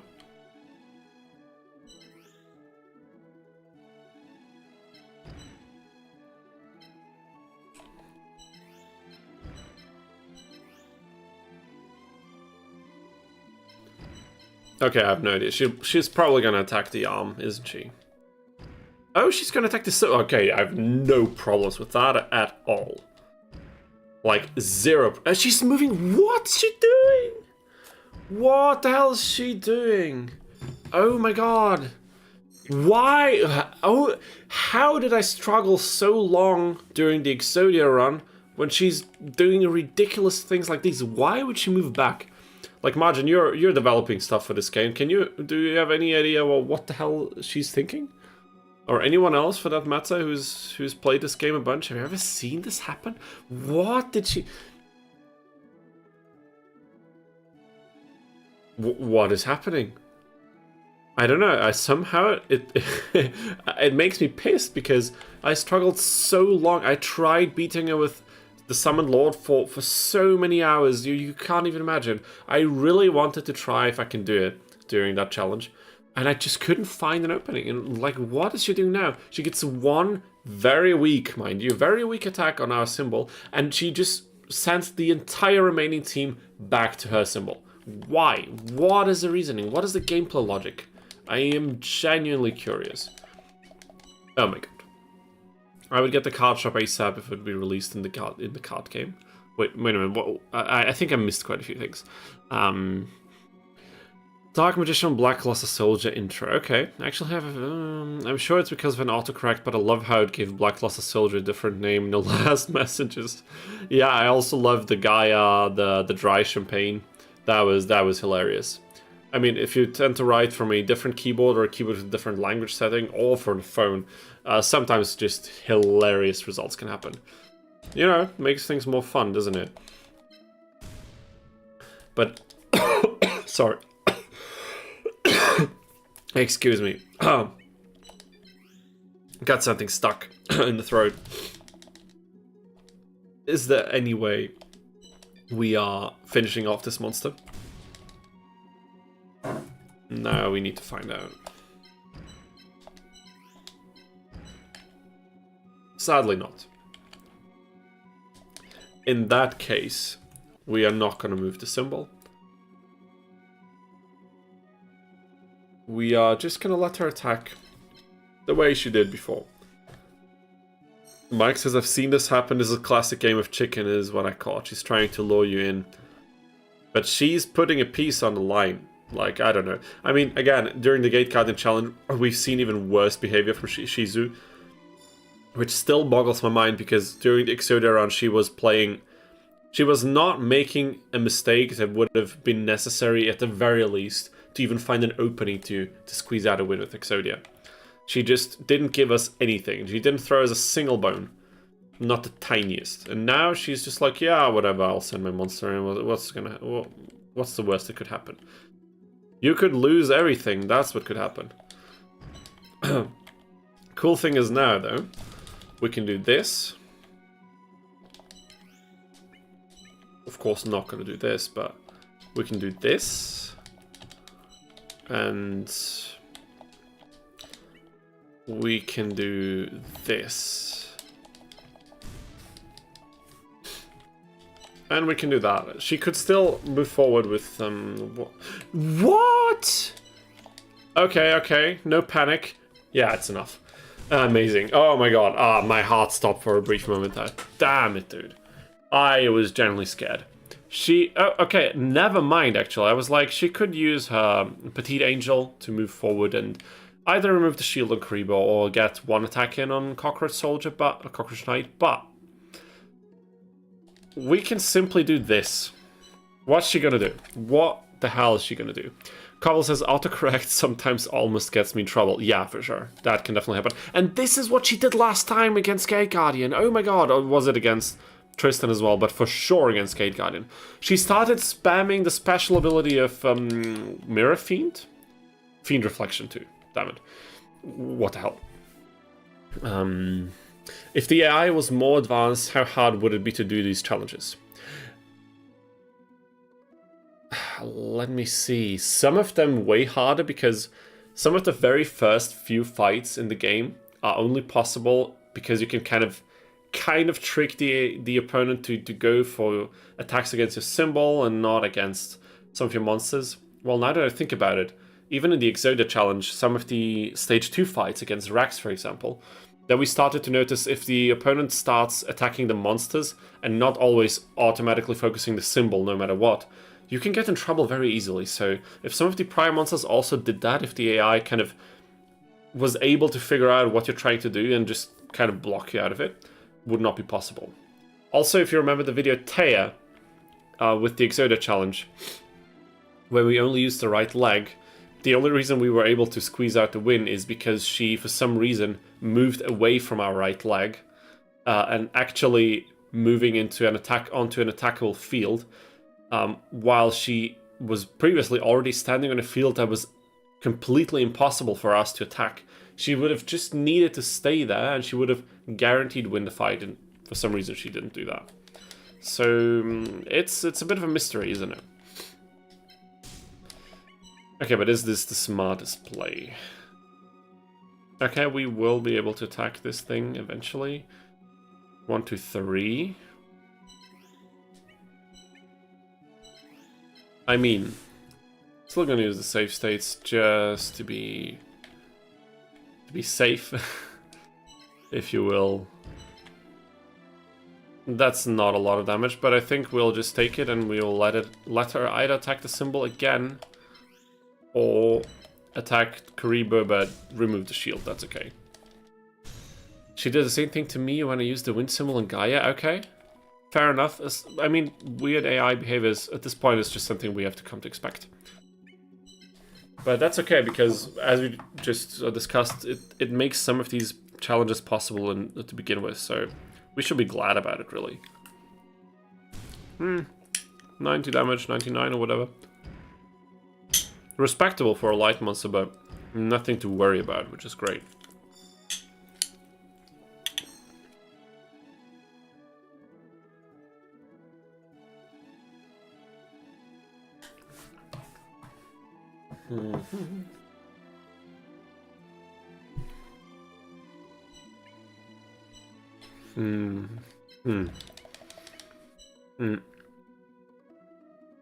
Kavil, you're right. Duke would have completely messed us up if he had played some things a bit smarter. So no doubts in my mind, some of these challenges would be impossible, at least with the rule set that we managed to beat them in up until this point.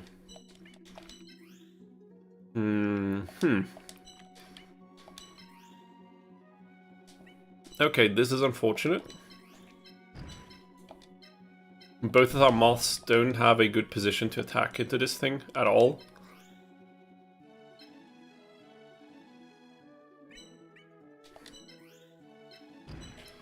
I think we'll just need to do something like this.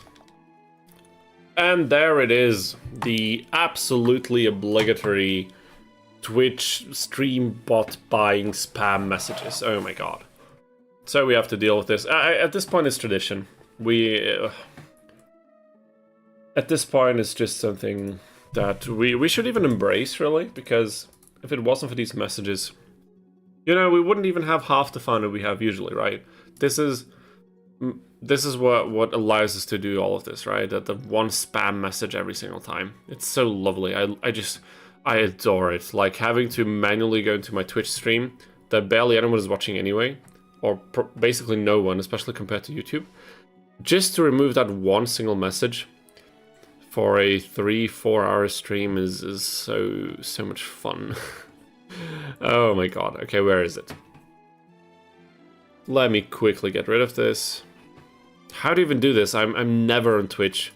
Again, I'm still thinking about not restreaming these on Twitch and just sticking to YouTube, like with these streams sticking to YouTube exclusively. What the hell?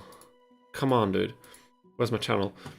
I'm even called Dino like underline guitar because I made the channel back when I was planning on streaming like me playing guitar and like practicing and doing some like guitar content on Twitch. Never happened. Maybe will happen at some point in the future, but it's kind of funny, isn't it? Not a single second of guitar playing happened on that channel yet. Where is it? Ban this user. Thank you very much. The message should disappear now. And I hope with that we don't need to repeat this today anymore. Oh my god. And there is Emil Buratovich. Oh my god. Welcome back to the stream. Thank you for joining us back here again.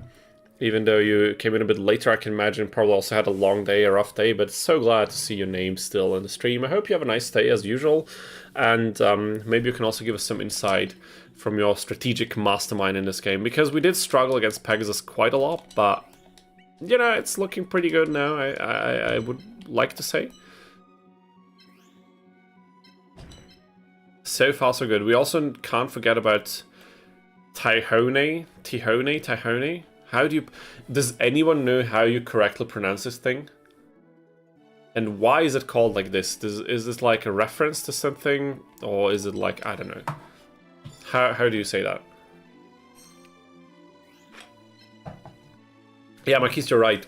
The bot is as important as every other name who appears. It's even as important as me.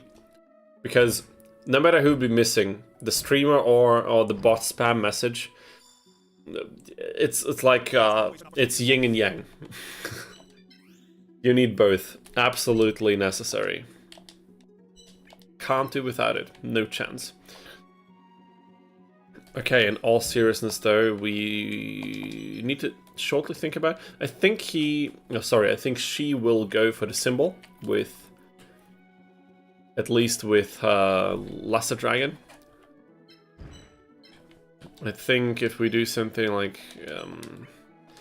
can we even get enough damage to finish her off here? I think we probably can't. That is insane.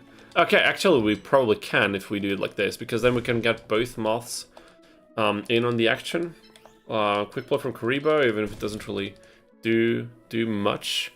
Let me see what is going on in the chat again. Emil says, how did it go with Pegasus? It took ages.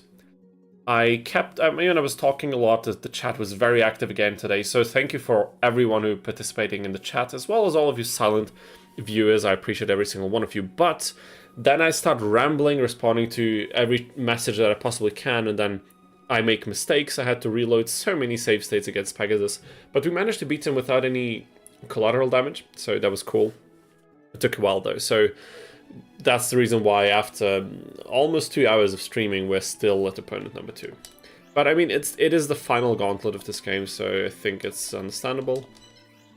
And we need so many attacks to finish off this thing.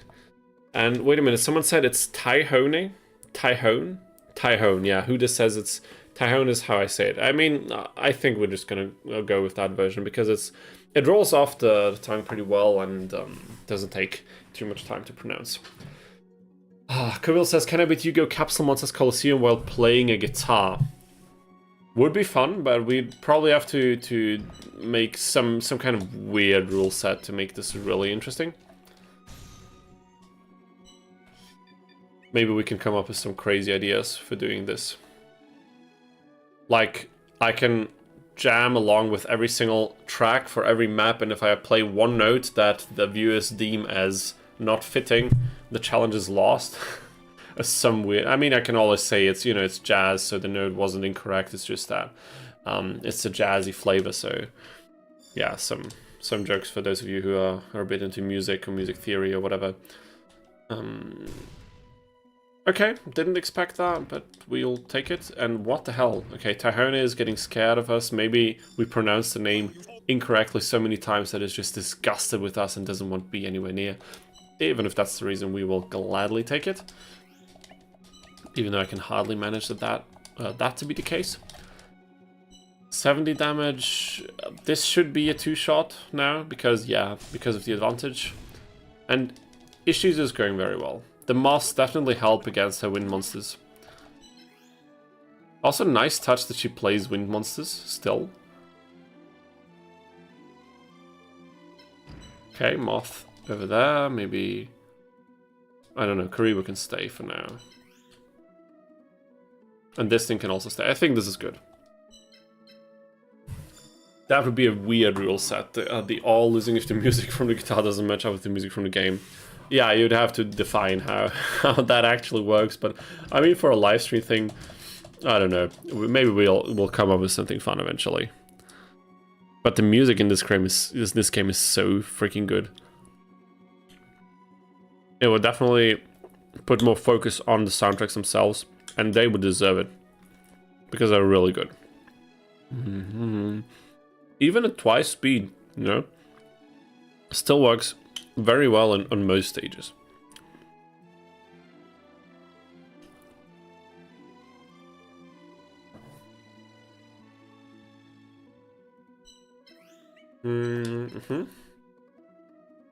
Not a one-shot, but that's okay.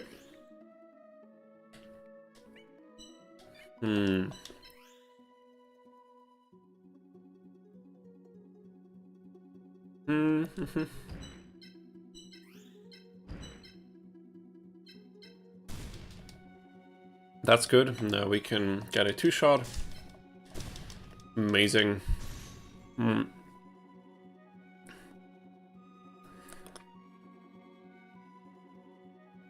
John Bondi says, I have an idea. You can play the game with a power gig guitar. So I'm completely out of the loop with these kind of things. Is that like something like Rocksmith or one of these tools or games where you hook up an electric guitar and then you kind of play guitar in the game or something like this? Or is it something entirely different? Because I have no idea what the hell is a power gig guitar. I was thinking about getting like somewhere, again, in the vast depths of my old belongings.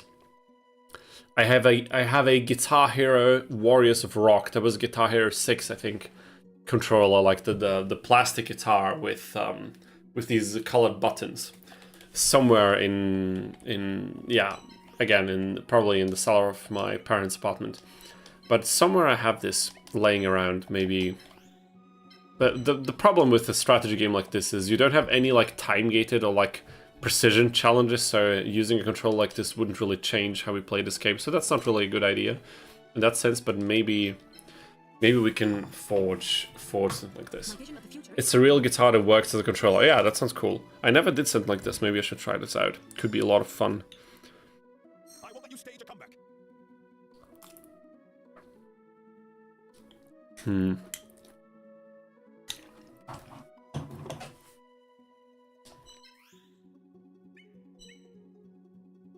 Okay.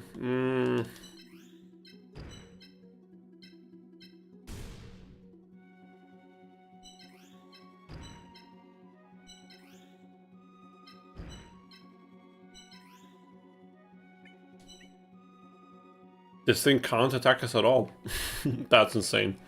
Wow. I think the Shizu's done for. Now it's just a matter of time.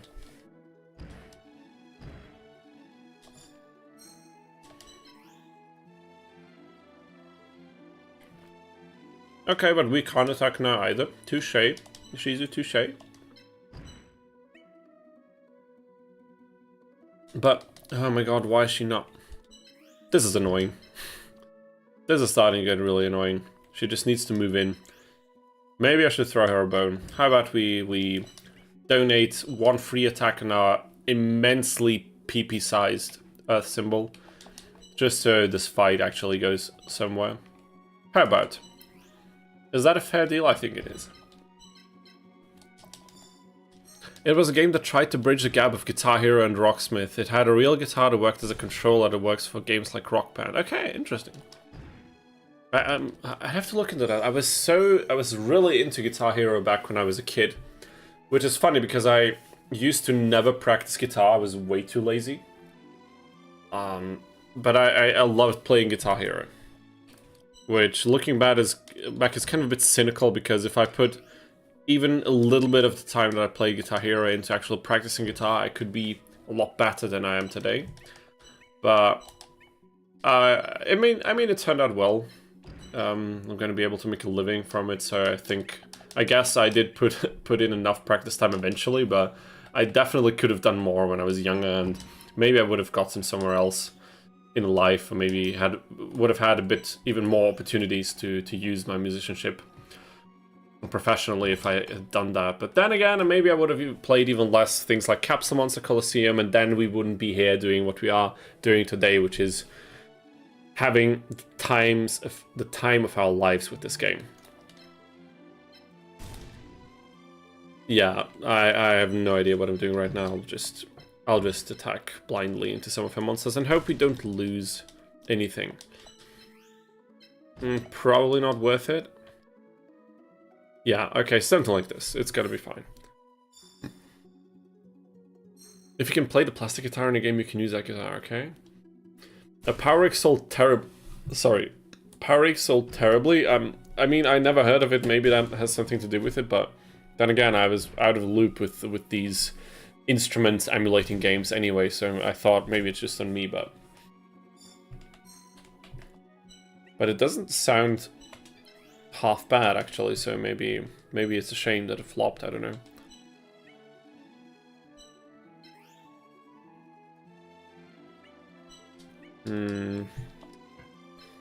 Maybe we can Tyhone. Oh, we can deal one attack like this. Can we remove this thing? No, we can't, at least not this turn. So maybe we do another save state just in case. And we can... Okay, we can level up our moth again. That was amazing. It was released in 2011?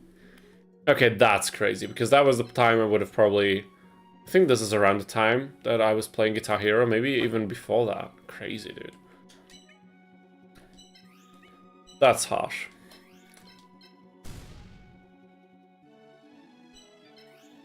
Okay, I think we'll be able to beat this without any collaterals. We'll just move this. Oh no, that was wrong. That was wrong. That was a mistake. That was a huge mistake, even.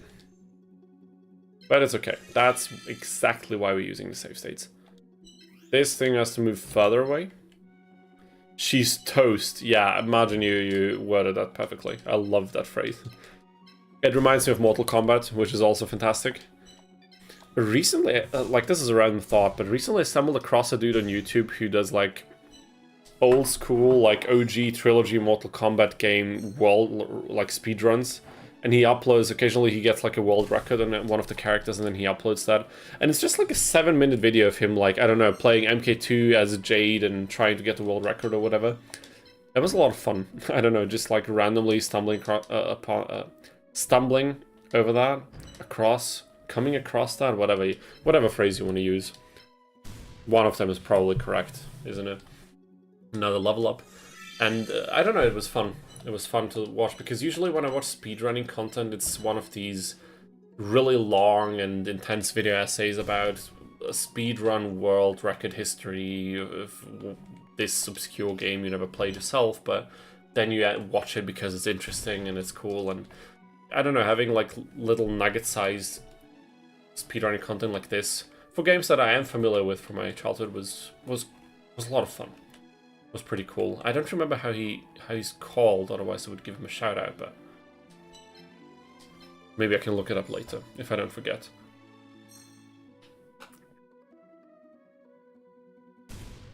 Okay, Big PP was definitely worth it.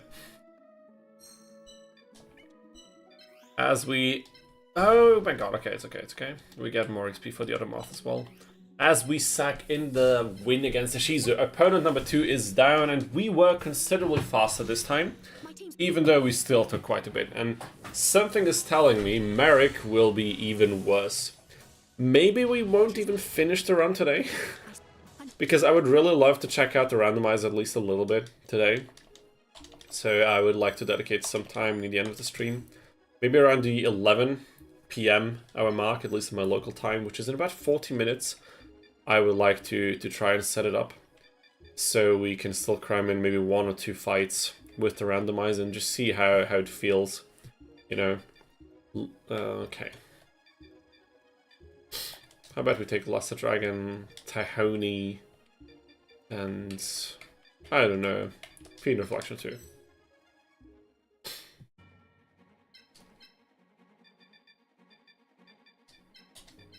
There's Grandpa MUTO. Opponent number... That was opponent number 22. 3 more to go. Do we have a realistic shot against Marek? This is now the question, because his monsters deal a lot of damage. Our moths are at a heavy disadvantage. Honestly, this could be the breaking point for this run, now that I think about it. But even if we use our symbol as like a blockade, the high attack value of his monsters, oh my god, could be troublesome. Let me just quickly grab a few bites and then we will continue. Oh my god. Like trying to cut off a piece of like an apple slice with a spoon is way harder than any challenge we played on stream here. Thank you, Margin. I'm not quite sure if I share your faith, but we'll see. Only one way to find out. Believe in the heart of the pieces. Yeah, I for sure hope we draw the right pieces to beat Merrick here. I mean, we have the heart of the save states, don't we? Which is probably even more powerful. I'm so pleased to meet you again, Pharaoh. Emil says Mark is very impatient with fire monsters and self-destructive with his dinosaur.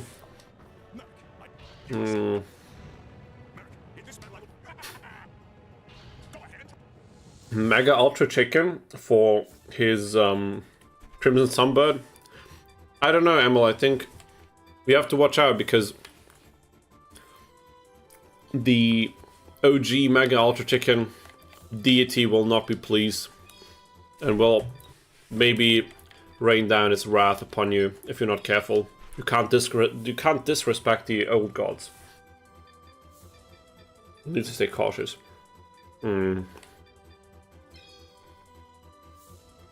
Imagine if Ra and Slifer and Obelisk were in this game. It would be crazy. Did you see the world record for this game? I looked into it a couple of years ago, before I started doing all of this content thing on YouTube. I know it was like a thunder run, because the yellow lizard thing that I always mispronounce is so freaking mobile because of its movement and attack range. But again, I would also at some point like to take a shot at the speedrun. At some point when I have a bit more time on my hands to actually look at the strategies and practice it a little bit. Yeah. But I've seen bits of it at some point for sure.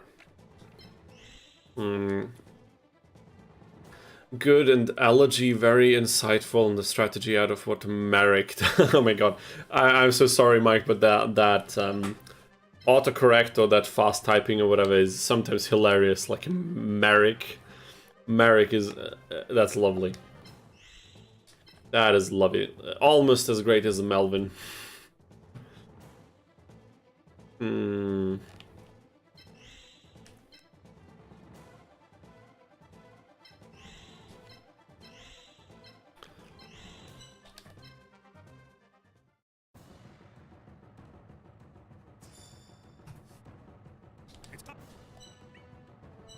That soundtrack is also banger, damn it. I forget it every single time almost. It's really underrated.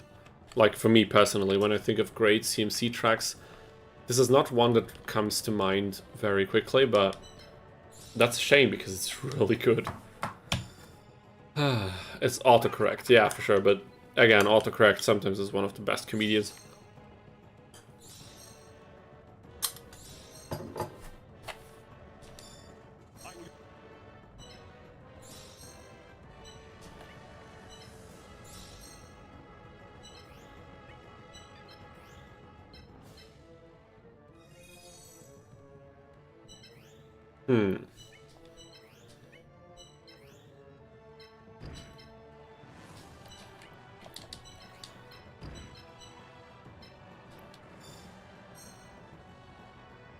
Are you watching on a TV while interacting in chat on your phone? But that's actually a great solution, because on TV, sometimes that's even better. How's the resolution on the TV though? Because I'm streaming with a bit of a lower bitrate to YouTube so that we can also restream on Twitch simultaneously, because again, we can't miss out on the bots view buying messages, spam that we get every single time. the YouTube stream could be in a bit of a higher quality for sure. Like I could easily double the bitrate.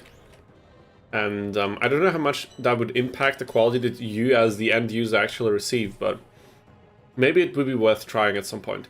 Because of course I would also love these stream VODs that I have on YouTube to use as actual footage, like background footage for the videos that I'll eventually make on these challenge runs. So I'd like them to be in high quality anyway. Sometimes it's just a point of figuring out, is it worth it? Like, is the restreaming even worth it at this point? Resolution is perfect, same with your video. I mean, the Exodia video actually has pretty bad resolution on the game, because back then I was playing the game on the emulator at the original resolution, because for some reason I did not think about emulators having the option to kind of upscale the resolution for modern systems. And the gameplay you're seeing right here on my end looks really crispy because I'm playing it at like 6 times upscale resolution. So it looks very good even on a 1440 monitor. And I know that the stream looks worse than it looks on my end because of course I can also see the stream VODs, but yeah. The next videos will have better gameplay footage than the 2 challenge runs that are out so far. That's a guarantee. However, the next challenge run that's coming out that I'm working on right now is not for this game, it's for a different game, and also includes gameplay that I've recorded many months back, so there the resolution might still not be extremely good. Okay, second SP, we really need the moths to survive this. Excuse me, so I think doing something like this is probably a good idea.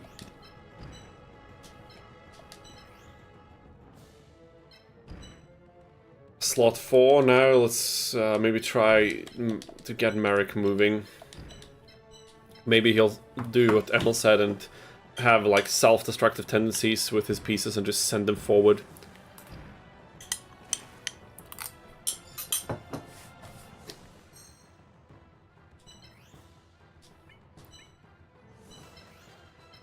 Okay.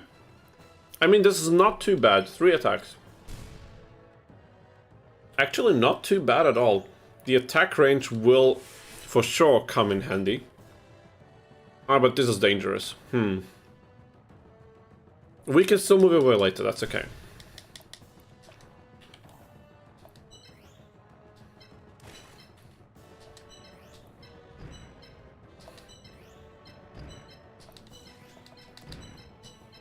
Alright. Come on, come on. I mean, if we reach Kaiba before like the time limit I kind of set in my head, we could also just kind of steamroll through him just to finish, to wrap this challenge run up. But again, I really want to start to dabble with the randomizer, so we'll have to think about how we approach this. Okay, now this is interesting. Probably crossroads in terms of strategies. How are we approaching this? I mean, we could go for an attack on Lesser Dragon. We could place... Okay, this is pretty good. But is it... Should be enough. Okay, is actually enough. That's pretty good. Mike says it looks like perfect resolution to me on TV. I mean, I'm so glad to hear that. Thank you for the feedback. That means at least that the stream is good enough quality to be satisfying on your end, which is all that matters really. I think because I can always compare the qualities of what I'm seeing and what I'm sending out. It's always like, I'm always like, damn it, dude. I need to kind of up the quality a little bit. But I think the next few videos that will come out will look a little bit better from the gameplay side, so you might find it even more enjoyable then. But, you know, all in due time. What's the attack pattern here again? Okay, yeah, 2 down. Yeah, that's okay. Maybe we can send it forward like this. And maybe like this, or like this. Yeah, maybe here. Is it volcano time? I hope not. I hope we have 1 turn left. That would be great. Oh, I did not see that coming. But it's okay because Earth attacking fire. Okay, but it's a wind monster. It's a wind monster. Screw it. Okay, I completely forgot that he's playing 1 single wind monster. It's volcano time, guys. Okay. I screwed up, but maybe it's gonna be fine. Let's see if we have to reload, but I hope not.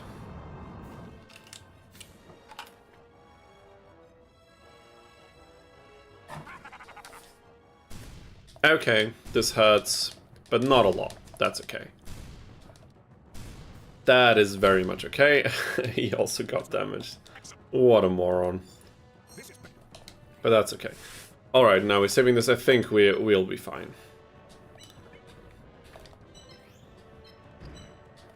Okay, let me see. So we can 2-shot this thing for sure. Yeah, oh my god. We need the randomizer just for the fact even that we can remove these disruptions. Like, what the hell was that? But let me quickly see here. Maybe it has enough defense points so that it would survive this. Let me see. Yeah, it actually does, which completely sucks. But what if we do something like... Okay, did I save? Yeah, I did, but let's do another safety save. Safety sounds so stupid. Okay, 1 attack here.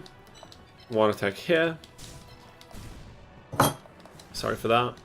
And I think that was noisy. And the symbol needs to move away.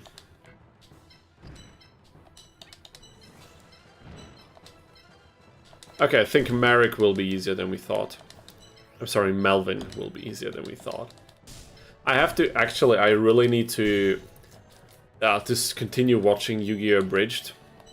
Because I'm running out of gags that I can use in my videos, and I really love honoring Little Karibo and his impeccable humor by implementing some of the jokes he made in that series in my videos. As long as he doesn't, like, kinda like prohibit it or something, but I haven't heard about anything like that, so I think it's fine to do. And I just love his work, but I never gotten around to watch like the last, I think like a few dozen episodes even. I'm not familiar with it all, and there's certainly going to be jokes in there that I can use that are going to be a lot of fun to just use as quotables. Like, I always discover some new ones in the early episodes, and I think there's a lot more to discover. But let me quickly check what the hell are we doing here. This is okay, we can then still move away, but wouldn't it be better if we did that earlier, like this maybe? Because we'll still take damage on this tile. And we need to be careful with the PP counts in some of our monsters. By the way, that's Crawling Dryer now. Lost a dragon, and there's another dragon of Behemoth. Lots of dragons. Or is, what was the point you were trying to get across? I'm not quite sure. But maybe it's also the autocorrect again. We could do this. We could do this to kind of move our monsters out of attack range, because the Super Chicken, let's call it Super Chicken, I think it's not heresy if we call it something like this. And what if we move away like this and then see what Merrick does with that? Little Karibo is cool with that, I believe. I hope so. I mean, to be perfectly honest, it's not like he has any copyright on the video material he's using, of course, but everything else is his voice, you know, and he put a lot of effort in that. It's like comedy and voice acting is an art form in itself, and I would not want to use any of his creative works if he has anything against that, but I think if that was the case, we wouldn't know about it, or he would make a statement or something, and I'm not familiar with anything of that sort, so I think it's fine. And I don't know, some people wrote even that they are a bit annoyed by my frequent use of these gags, but I love the Abridged series so much that I don't know, I always find jokes that are just fitting, you know, for all of these different characters, and I don't know, and I've gotten a lot more positive feedback on the gags than negative, so I think it will probably make sense to kind of stick with them. I was actually correcting you because you called his one dragon a Luster Dragon when it was a Crawling Dragon. Wait a minute, a Luster Dragon? A Lesser Dragon? Oh, what do you mean? Crawling Dragon? Did I call it Luster Dragon or Lesser Dragon? Honestly, I don't even remember. But I probably did, I just forgot. I tend to do that a lot, honestly. Okay, Crimson Sunbird, it's gonna be an interesting fella.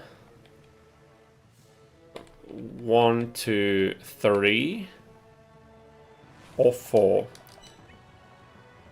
What can we do against that? We can move away, for starters. We could also move away here.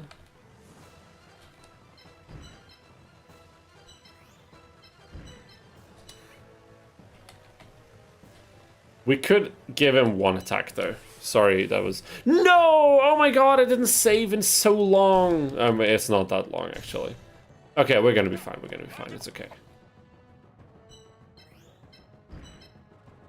We're gonna be fine. It's alright, it's alright.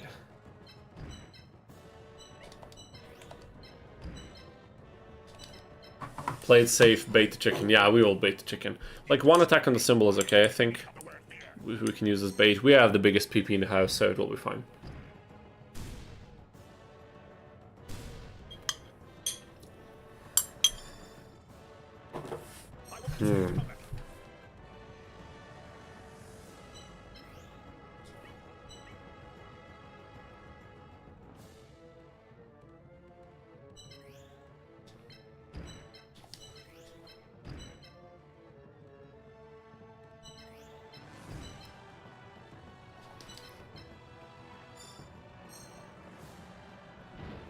Okay, then moving forward.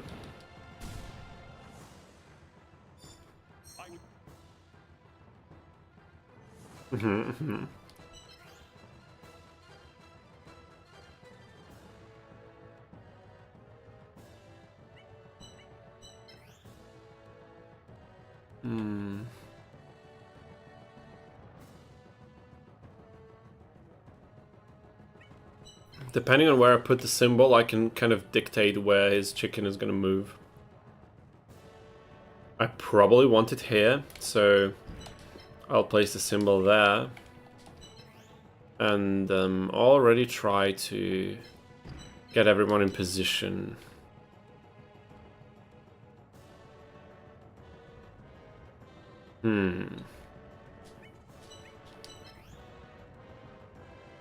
One, 2, 3, 4. Okay, we could do something like this, probably. I think that's good. He has... Okay, he did not move in with the chicken. That is depressing, but it's okay. The chicken is really definitely increases the difficulty of this fight, doesn't it? Okay, what if we bait it like this?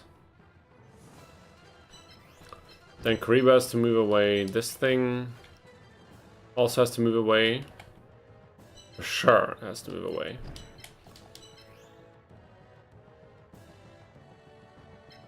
Something like this, maybe?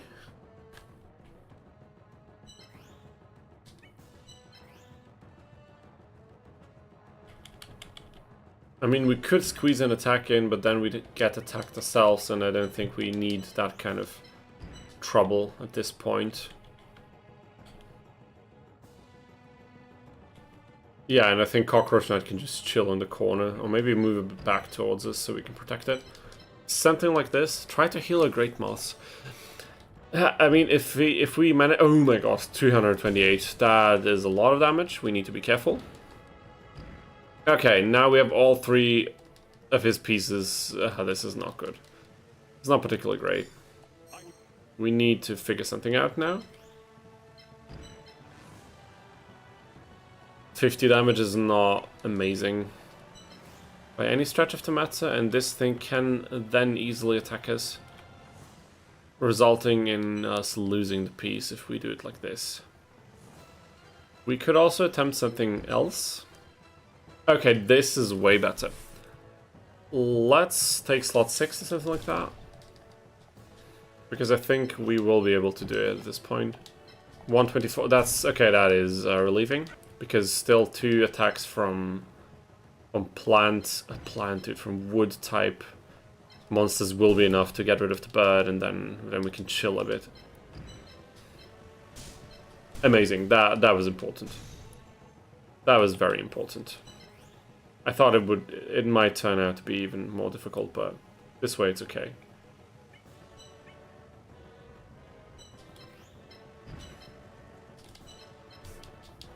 Was that the perfect play in this situation? I think it was. It won't be able to do much more than this. Like, look at the damage we can output with this symbol right here. This has only 1 attack range, so we can put our symbol over here in order to make room for Exodia's right arm.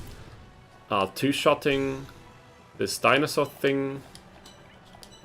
And honestly, at that point, I mean, let's just use the SP so we can heal up a little bit, just because it's fun. But nice little green glowing effect. And we could squeeze an attack in here. It wouldn't be enough, but... Oh my god, if I didn't put a symbol there.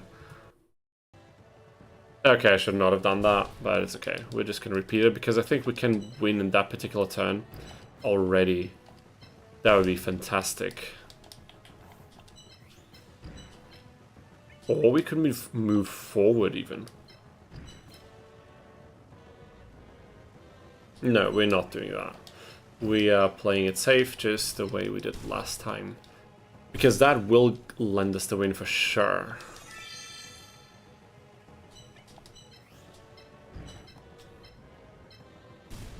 Okay. Yeah, Merrick will fall for sure.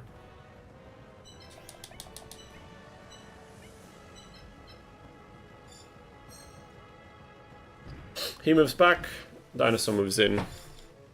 We know that already. We've read the script, Melvin. There's no escape from us.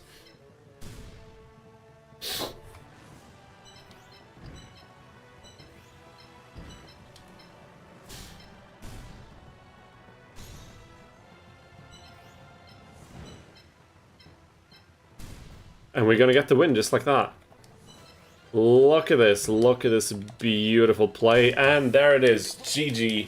Melvin 2 ultimately falls to Grandpa. Grandpa is already in the semi-final of this tournament against Shadi, and something is telling me we might be able to defeat Shadi in the 50 minutes that we have until the time limit I set. So maybe in this case we will prioritize trying to beat Seto, because like leaving one opponent for next time. We did that with one of the previous challenges as well, but we attempted it at the very least, so I kind of have the feeling we have to do the same thing now as well. Excuse me, we are not taking this one, we're taking the dinosaur kind of type of monsters. Maybe for a future challenge. GG to all of you too, Marquise, Cole, and everyone else. GG to all of you. We did it. We are so close being this. You say 50 minutes, I'll bet you 10 minutes. Maybe. Shadi is not, not particularly known for his fierce monsters and his, like, sharp strategies or whatever. Sharp strategies? Does that even make any sense? I have no idea.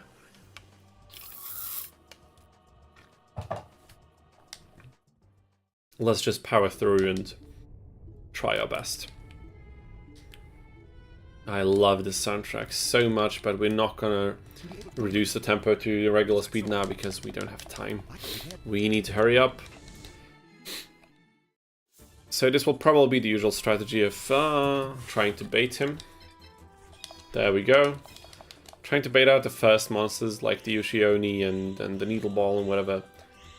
And like just chipping away at them one by one. We do have very low AP for this fight, which is interesting, but we will have to deal with that. Symbol, yeah, we will send it forward for sure, because even though we have a disadvantage against many monsters in this run, I think we'll still have a good time with the big PP size. Sponging up some of the attacks with ease. Where could we put this? Maybe, like, Cockroach Knight is probably not going to be extremely useful. Let's not kid ourselves. Something like this, I think is okay. Alrighty, 10 minutes you say, so 9 left. Let's try to hurry up. Let's see how it goes.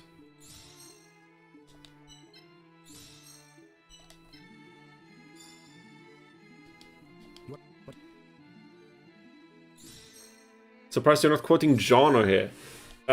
Yeah, missed opportunity. If I did it now, I think it would be cheating, because now you mentioned it, but yeah, Jono's the GOAT, and taking a piss at Shadi's poor dueling skills and Forbidden Memories is always a great introduction, isn't it? I don't get old, for me it's not getting old listening to it, so I think a lot of you must feel the same way. And it's so funny that he's also really, really weak in this particular fight, this game, so I don't know. Some things never change, I suppose. Come on, dude, hurry up a bit. I should have set the speed higher, maybe even triple speed. But I don't want the emulator to crash or anything, so maybe that wouldn't have been a good idea at all.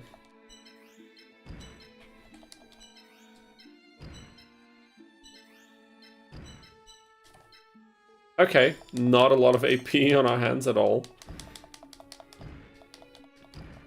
That means we also have fewer attacks per turn, so that's something that we do need to keep in mind. Okay.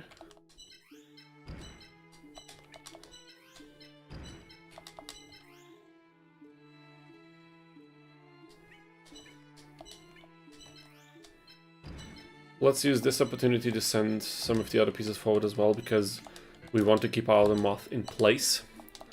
I think it makes more sense, like, strategically. Come on, send the Yoshioni forward, you coward. There it is. Oh my god, he's a moron. He's as stupid as we've come to expect. But, you know, there's a reason why we hold that expectation in the first place. I still love that dragon and all these, like, look at this light, these field effects. So nice. So good. Okay. Now we are getting somewhere.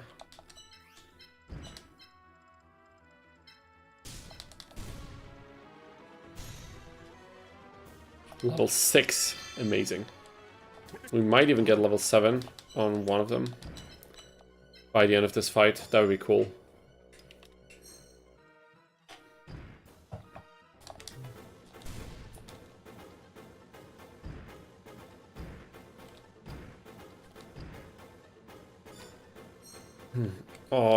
Okay. How much damage are we gonna do? Wait a minute. This thing will attack the symbol, that's okay. Okay, that's also quite nice. That was stupid. Oh my god, I wish I could reload now. That was so stupid. I should have taken the final blow for the moth, so we get XP from it, you know. But that is a-okay.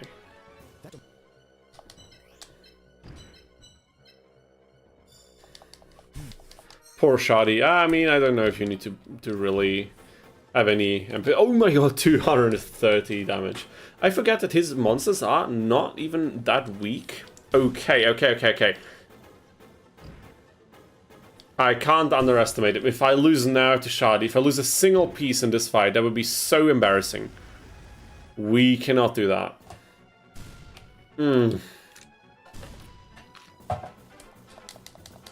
Maybe I was way too cocky. Now it's time for a save state.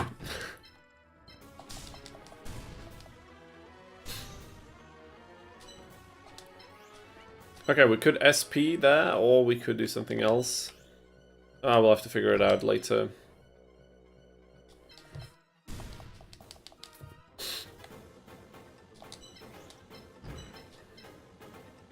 Not enough damage. So Karibo will take another hit. Karibo will take 2 hits, which he will not survive.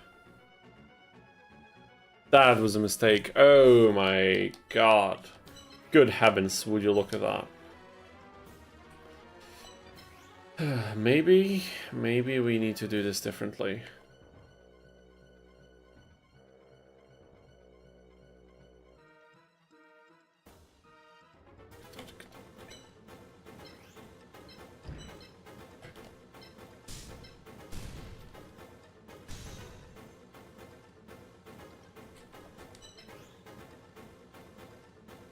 Okay, he has a diagonal attacks. Didn't even realize that. So we basically need to move our symbol here.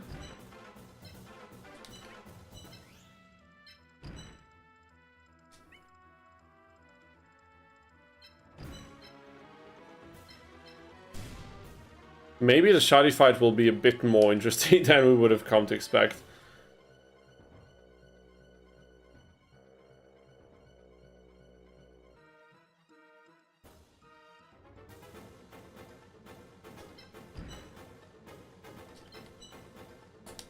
Does that make any sense?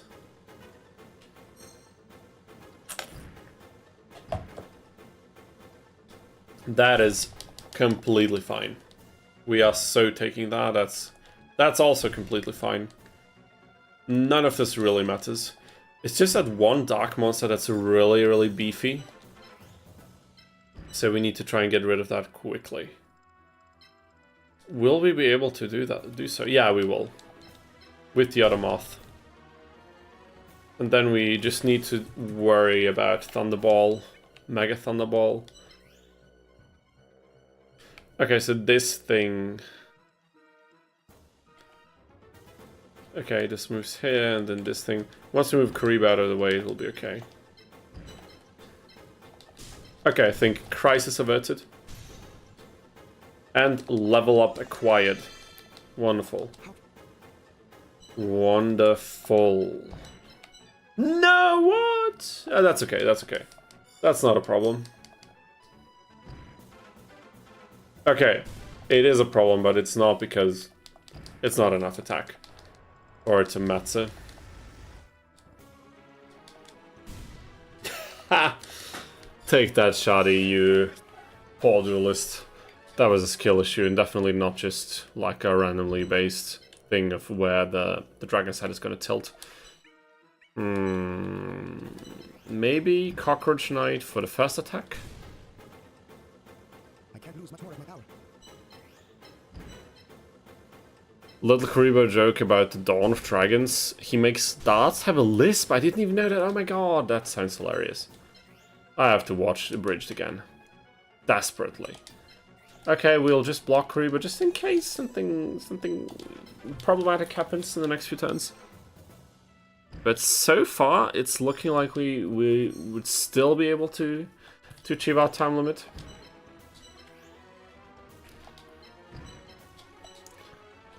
Thunder Dragon is dangerous though. Can't forget that. Is an opponent to behold.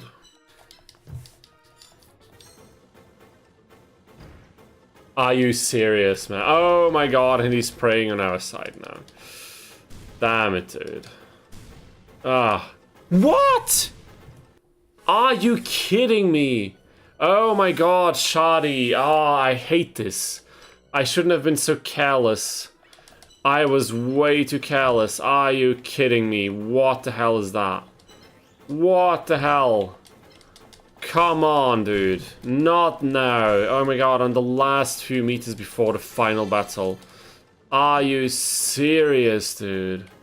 Are you serious? Oh my god.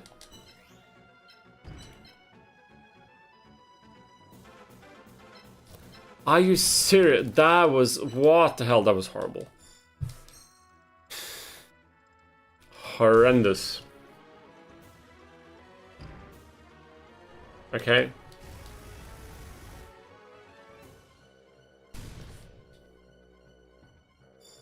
It cannot hit directly underneath its head. You mean here? This time I'm safe stating, but I'll take this advice into mind. Take it into... Does that make any sense? I'll take it into consideration. That sounds like it makes a lot more sense. This is wind, right? No, this is fire. Oh my god. On top of everything else. It has to be fire monster. Oh man. Oh man.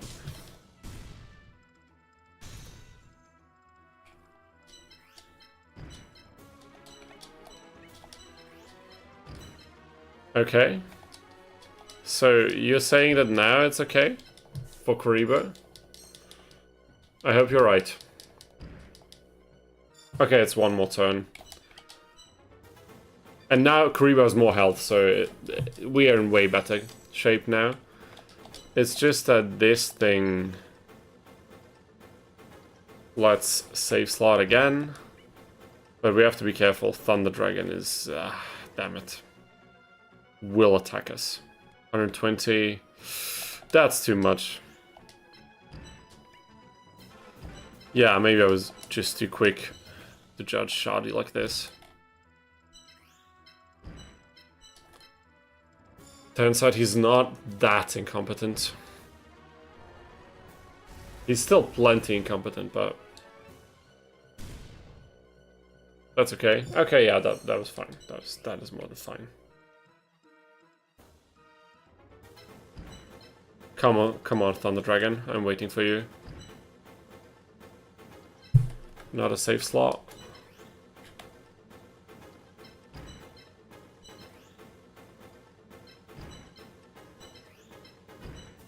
Something like this, probably. Come on, Shoddy. Come on. Yeah, there we go. Okay, he goes for the moth. That's an interesting play. Probably gonna cost him the duel and everything else, but it's interesting nonetheless.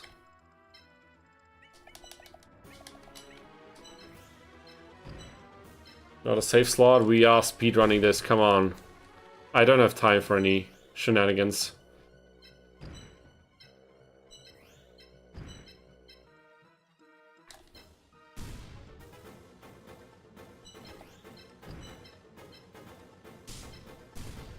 A fire monster as the final one is quite ironic, isn't it? I didn't even remember that he plays a fire monster, to be perfectly honest with you. Now we need to give it our all, and now it's... Oh my god, are you kidding me? Is this fire? It's okay, it's okay. We can do this, we can do this. How much damage are we doing? Enough. More than enough. More than enough. Shoddy is falling and we are still within the time limit.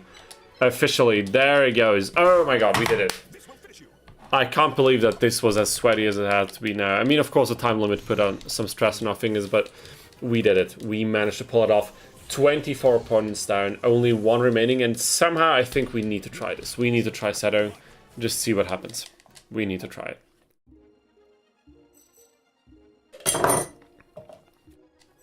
It will be a pain, but we'll have to try. GG, guys, GG. Guys and gals, we did it.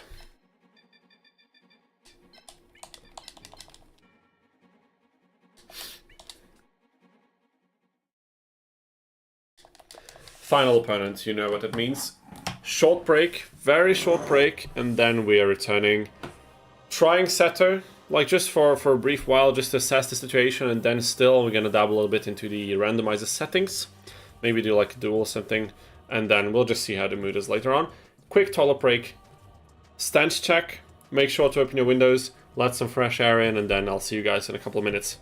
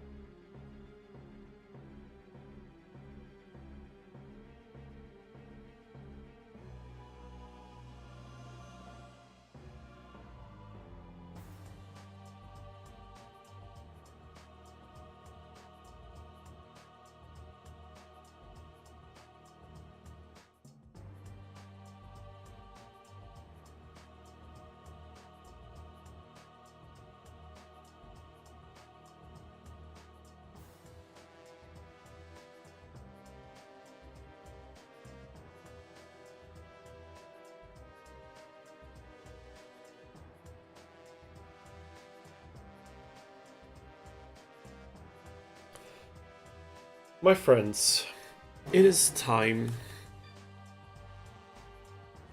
that we face the final obstacle of this challenge. We've made it so far. We had difficult moments. We had troubling moments. We had victorious moments. But now all of this will culminate in the final opponent of this challenge run, of this tournament, of this game. Seto 2. And he looks hungry. He looks hungry for revenge. Let's see if we will get it. First things first. We are saving to slot 1. And then we're kicking things off. Double speed, turbo enabled, and now we're keeping the dark background, just as we figured out before, because it would be very fitting for this particular battle. Let me quickly catch up with the chat. Did anything happen that I missed? Was it just me, or did the dragon on that stage look like Tamaya? Tamaya? Who's that? Okay, one of the 3 legendary dragons of Atlantis. You mean Timaeus, or what is he called? Like, are you referencing the Atlantis Yu-Gi-Oh universe spin-off season 4 Atlantis thing, or? I loved your Calculus arc, by the way. I've surely said it every stream at some occasion, but I love it.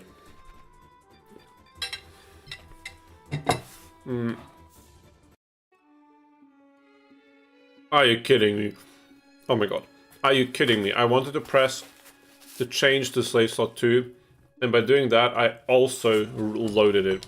We have to watch this again. Sorry. Not gonna happen again.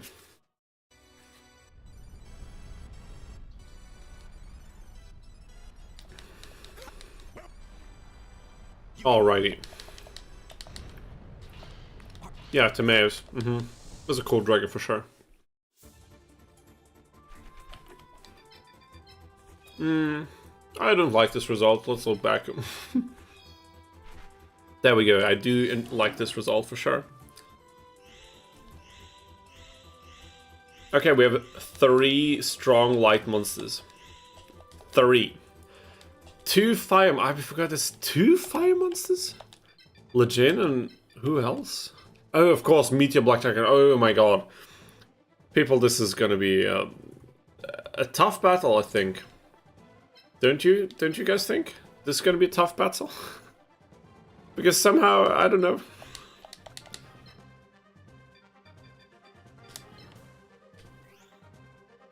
I have a hard time believing anything else.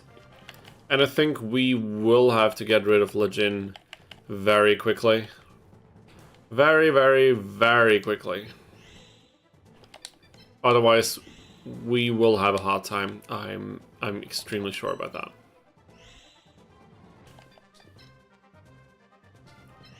Doing a Meteor Fly Ride only run. You mean Meteor Black Dragon only run would be tough, let alone Black Skull Dragon.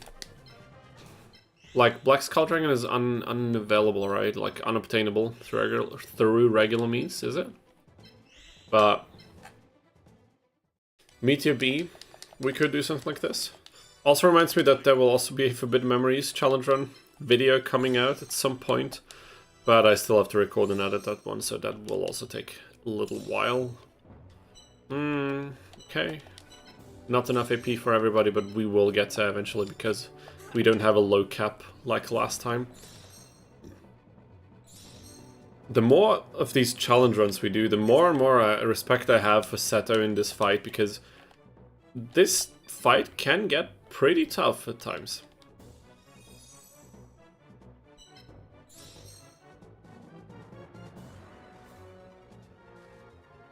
Set an alarm, you probably meant to say let alone, right? Set an alarm, Black Skull Dragon. That's hilarious, dude. Honestly, Mike, your autocorrect messages are definitely an upgrade for this stream and its chat content. I appreciate it. 2 blue eyes, yeah. 2 blue eyes and the freaking, what is he called? Skull Guardian. Gonna be tough.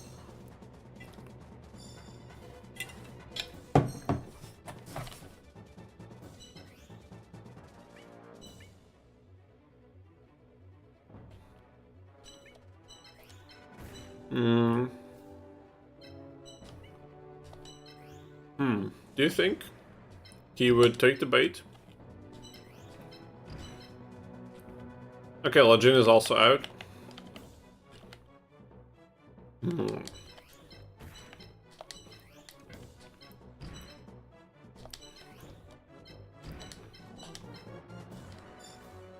Now we don't have to... Okay, he's taking the bait. So one piece will be out of the picture immediately. If we can get rid of the fire monsters early on, I think this won't be extremely difficult. But it definitely depends on that.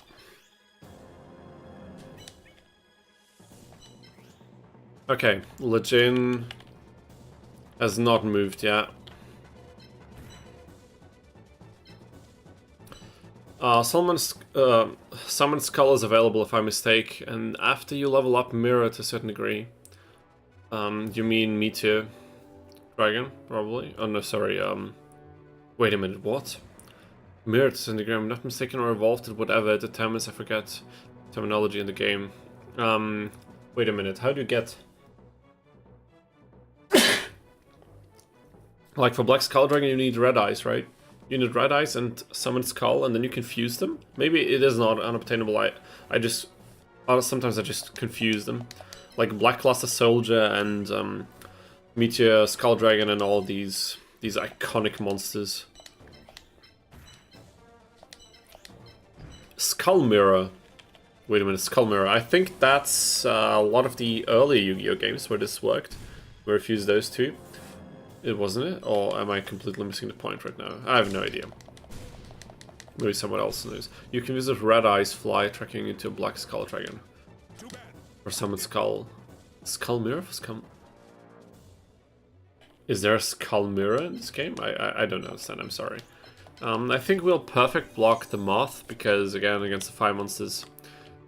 But do we even need to leverage up like Moths against Seta here? Because the Darkness monsters can also be powerful, but we need them against the Light monsters. That is for certain. So maybe we do. Let's just try to get the most out of them. What if we do this and then see what his reaction is? There's the blue eyes. There's the second blue eyes. Wow, that was lame. Lame as hell. What if... Now, I need to make constant save states. What if we did something like that now, and... something like this. Sorry, something like this.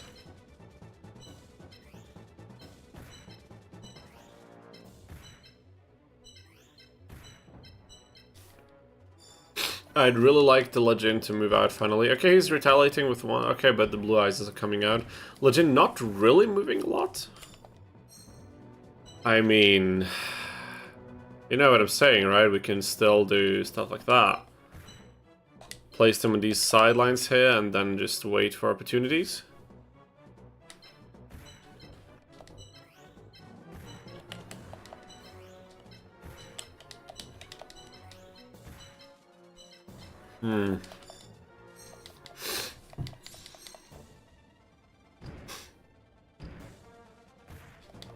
It's crazy how tight he keeps this unit.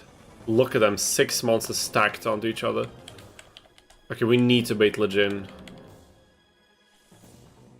Here, we need a monster on this particular field. Or we can just, you know, attack like that. And oh my god, that's so little damage. This hurts. This genuinely hurts. He'll move like when it hits dark. Maybe. Kaiba's scared. I mean, of course, he is. He got his ass handed to him once already. How would he not be scared? So, respectable decision, but annoying. Oh my god, shut up, dude. Shut up. Just stop it. You're in no position to talk.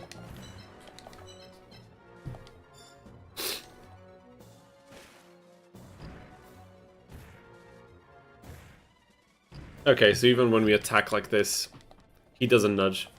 Now there's an opportunity to deal more damage to the light pieces. And I think having the perfectly ultimates at our disposal now... sadly I should have moved it a bit further to the side. Could have been able to get some attacks in, but it doesn't really matter now, I guess.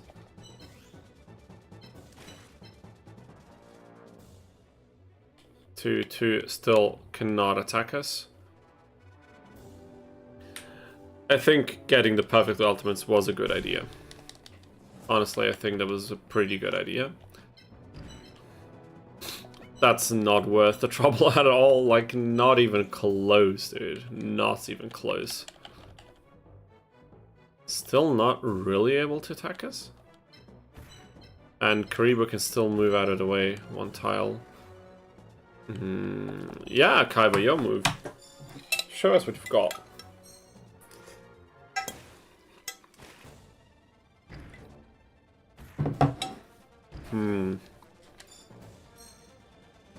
I got the best idea. When the field switches back to light, I'll turn on the light in my room, and vice versa. Wouldn't that be hilarious? Maybe not, but I would find it fun.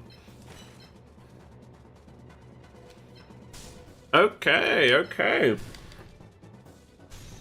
2 monsters down. No damage taken, basically.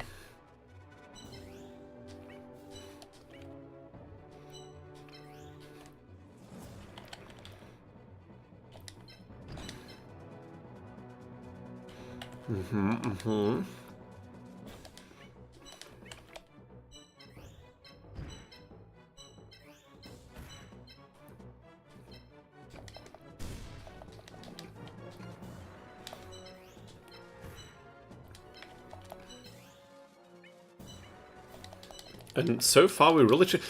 Damn it, the perfect ultimates are gonna... they are so clutch in this game. Crazy. No, if you want to give people with epilepsy seizures during the speedrun up on the actual video, play down the road, and you do that, be great for a lot. Oh my god. Mike, your autocorrect went completely ham on that one comment. I think I know what you mean. If I sped it up a lot with, like, turning on and off the light, you know, it would be troubling for people with epilepsy, but of course we're not going to do that, because why the hell would we? But yeah, interesting thought for sure.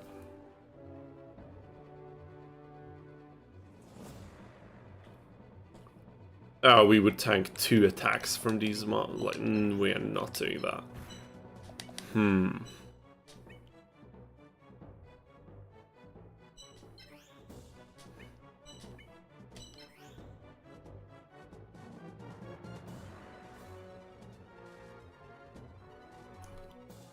When you do the editing. Okay, yeah, I see, I see.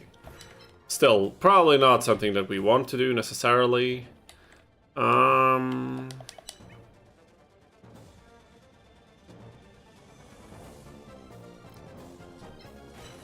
I have an idea. Let's go to slot 5 or something like that. Let's get the other moth involved as well. But just a quick check.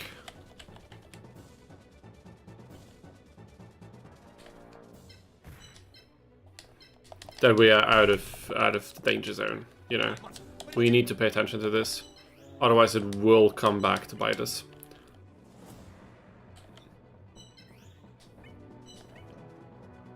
I think that's fine. Okay, attacking Karibo, not chill. At all, not chill. I mean, baiting the attack for Karibo is good because Karibo can defeat Lejin in this, like, confrontation, I want to say, but it's not a fight we want to engage in right now. Because we would have a hard time to retaliate with our limited resources. Okay, that is very little damage. That's amazing. I expected more. That's good. That's very fortunate for us. Like, this would be the opportunity to do significant damage. I think with this darkness... Yeah, okay, so... I keep underestimating the pressure that the darkness pieces can put on monsters that are not light. So we'll probably have... Okay. We'll probably have to risk it, right? He will attack him off if we do this, but we will also get a Skull, like, Skull Guardian. Is it Skull Guardian? What is it?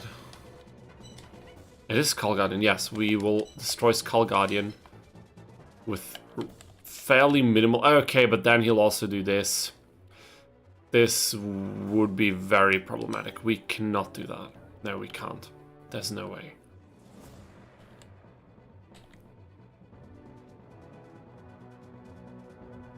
We cannot afford that another time. 50 damage. We'll be able to dish out the 50 damage at some point. But not... We can't do it now. There's too much risk involved. We need to get out of there, actually.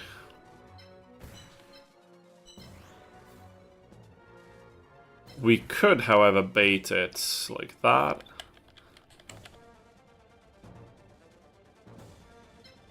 Maybe something like this, and then... If this dude shows up... No, it's too early still. We can't do that. No way. Maybe something like that. Come on, come on, we can do this, we can do this. That is completely fine by me.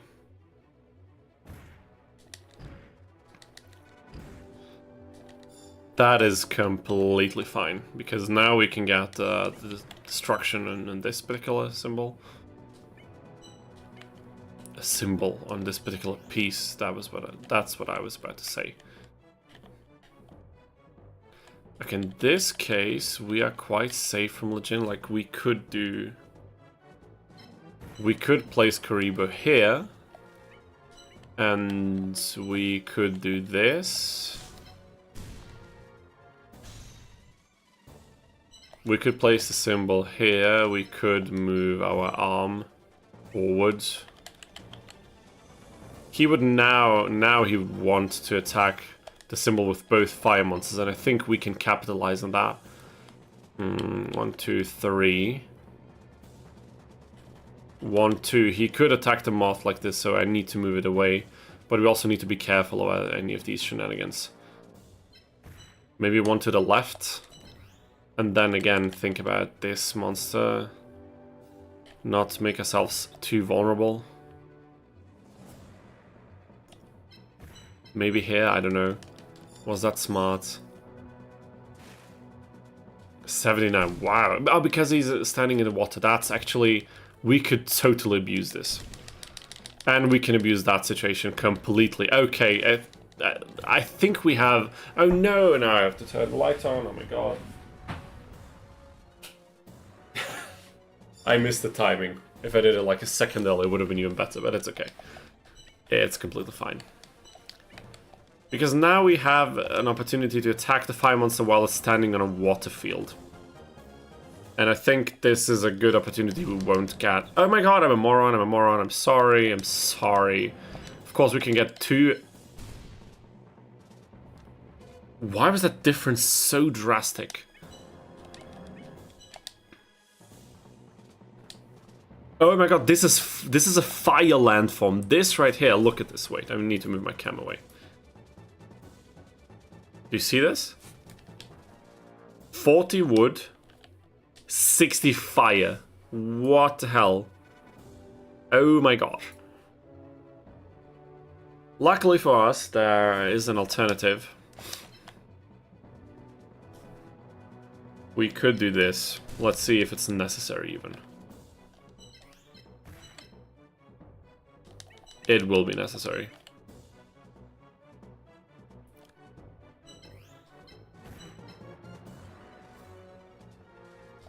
Will it even be enough is the question now, but I think it will, yeah. It's looking good. It's just a question of how much damage will the blue ices deal to us in the next turn. That could also, you know, prove finicky.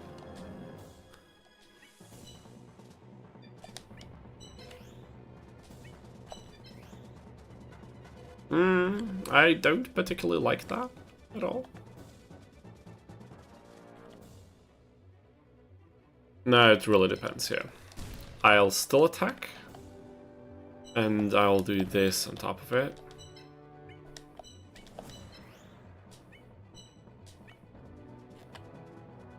I mean, we could heal Karibo, for what it's worth. Probably not a lot, but...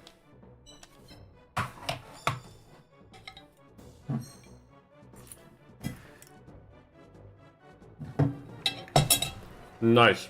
That's what I wanted. Okay.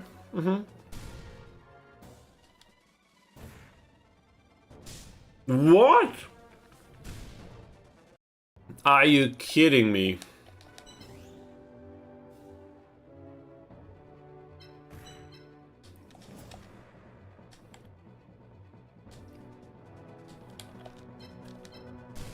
Would the same thing happen now?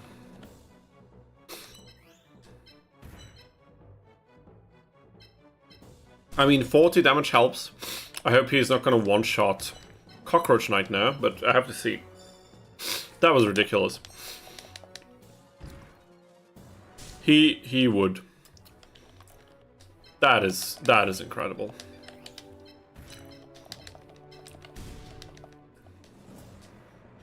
$285, that's insanity.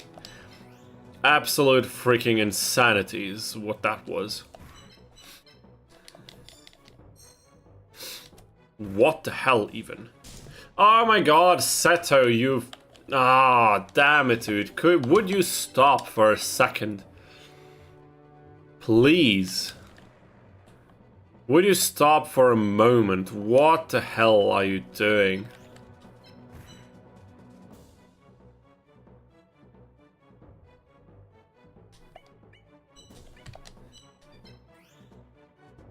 I mean, he would still too. But wait a minute, does it matter? Does it really matter if we lose one of these? It doesn't, you know, we can tank some collateral hits, and it's okay. But what if we just don't? Would be my question to this problem. I mean, we still can lose Karibo. Come on, but this is laughable. Come on now. What the hell? This game is rigged. This game is so freaking rigged. But wait a minute. What if we do this instead?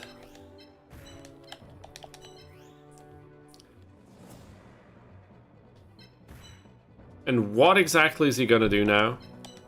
Is he gonna one-shot Cockroach Knight without the extra attack from the... Oh my god. Damn it, dude. How much damage? Look at that. That's ridiculous. That is so ridiculous. Oh my god. That's okay. You know, that's we can work with that, you know. That is fine. Somehow, maybe safety at 0. Let's go. One attack on MUTO B.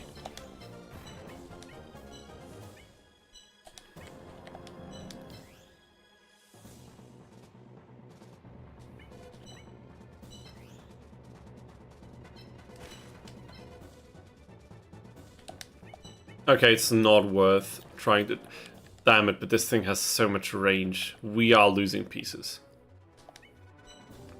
Or maybe not. We are losing pieces. I wouldn't be surprised if Cabbage's increased attack effect that the Blue Eyes have, which is the third effect I was forgetting. I'm not quite sure what you mean with the third effect. You mean special abilities that Blue Eyes gets? I wouldn't know anything about that, honestly. Wait a minute. No, that wouldn't be enough. Asmodeus16, welcome to the stream. So glad to see a new name in the chat. Thank you so much for checking us out. Asmodeus says, this was one of my favorite PS2 games. Back in the day, it was always the mid-late game that troubled me, like Pegasus in the Coliseum. Understandably so. I like these challenge runs too. Thank you. I appreciate it. I hope you have a nice time watching the videos and the stream, so... Make sure to subscribe to the channel because more challenge runs for this game and other Yu-Gi-Oh games will be coming soon. So definitely stay tuned for that.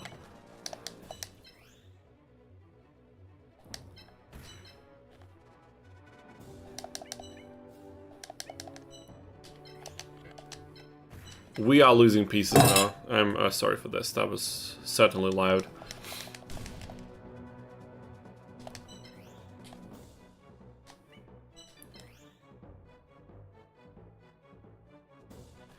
But wait a minute. We could play things differently. We could heal up.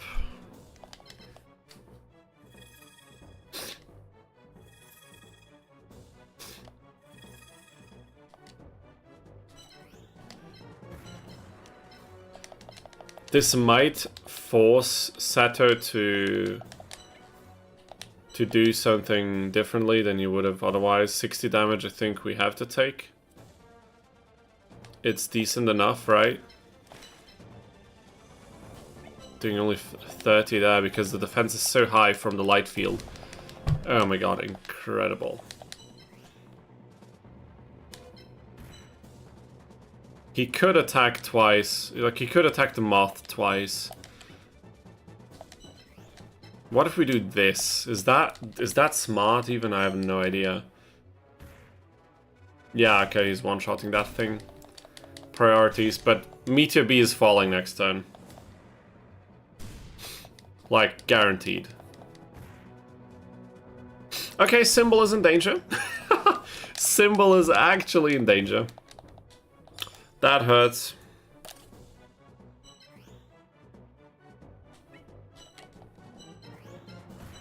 But this will also... oh my god, 30? Are you kidding me? Why so little? Okay, because of the wood field, we do a bit more damage. 60, that's pathetic. That's absolutely ridiculous. Completely pathetic. Okay, here's a Yu-Gi-Oh! Game suggestion for you. Yu-Gi-Oh! The Falsepan Kingdom. Yeah, we will play Falsepan Kingdom at some point for sure. I have not played it a single time in my life. I have no idea how the game plays, but we will play it at some point in the future, for sure. Like, guaranteed. Why not move Cockroach Knight to where your headpiece is at? I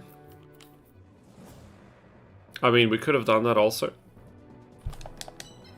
Maybe something we should keep in the back of our minds just in case we need it later.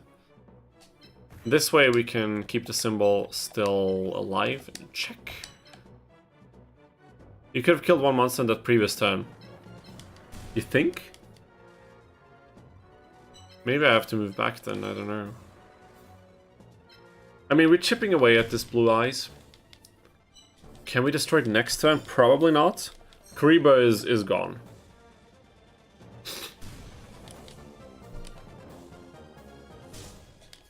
Inevitable, I think. Oh my god, are you serious? We need the darkness field. We need it desperately. Come on, please, dude, please. Are you kidding me? Are you actually kidding me?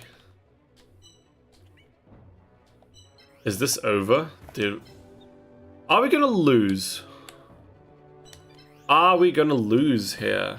I have no idea. It won't be enough to destroy it now. Doesn't this ignore defense? Guys, this ignores defense. Can I still... wait a minute. Can I still use it then? Yeah, SPA, yeah, exactly. Oh, this is interesting, yeah. Okay, we are rolling. One more time. We did this during the Tristan run. This Moth ability comes in clutch. I mean, it didn't come in clutch that time, but this time it's coming in pretty clutch, I would say. When is the Darkness Field coming, though? How long is this taking? Oh my god, I can't believe it. This is ridiculous. 1, 2, 3. Yeah, he can chase us down, but he can't chase us down in this direction. Maybe this is something we need to do. Until the field changes. But that's so not worth it. It's ridiculous. Get out of here, dude. Get out of here. Yeah, first time around the SP was flexing. That is more than true. Come on, when is the field changing? Are you kidding me? Still nothing. Still nothing. Incredible. Okay, now I mean 50 damage I'd almost take. Let's see what happens. Okay, let's see what happens.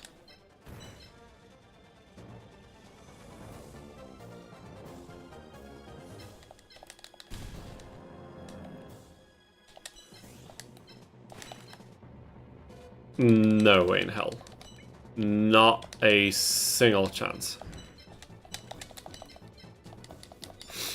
But now the field needs to change. It's been so long. It's been ages. Don't play with me now. Come on. Thank you. Darkness does prevail. Okay, now we're playing. Now we are playing. Oh my god. Oh my god. This is so satisfying.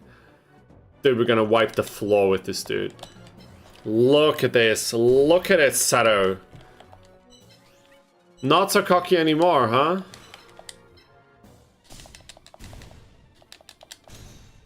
Blue eyes? I never heard of any blue eyes. Get out of there with that kind of nonsense. This is what we needed. And this is how it's gonna end. I don't even care, Symbol or his last monster. I generally don't care. Whatever is necessary.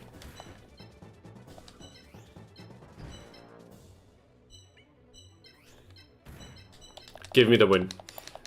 Give me the win before the field changes. It changes again.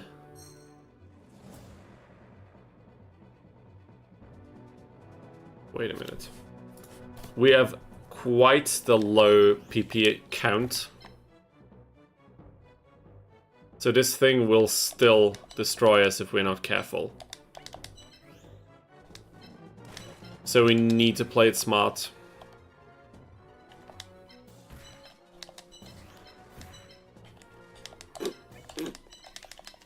Come on, Seto, don't waste my time here.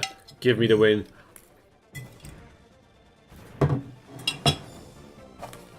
You know it's over.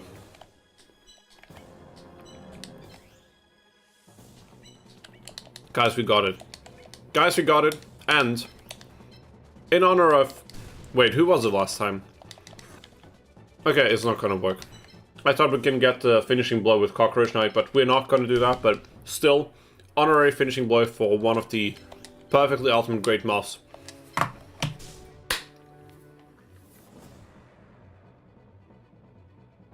Can you beat Yu-Gi-Oh! Capsule Monster Coliseum only using Grandpa's monsters and Grandpa Symbol? Can you beat this game as Grandpa MUTO? See for yourself. This will finish you.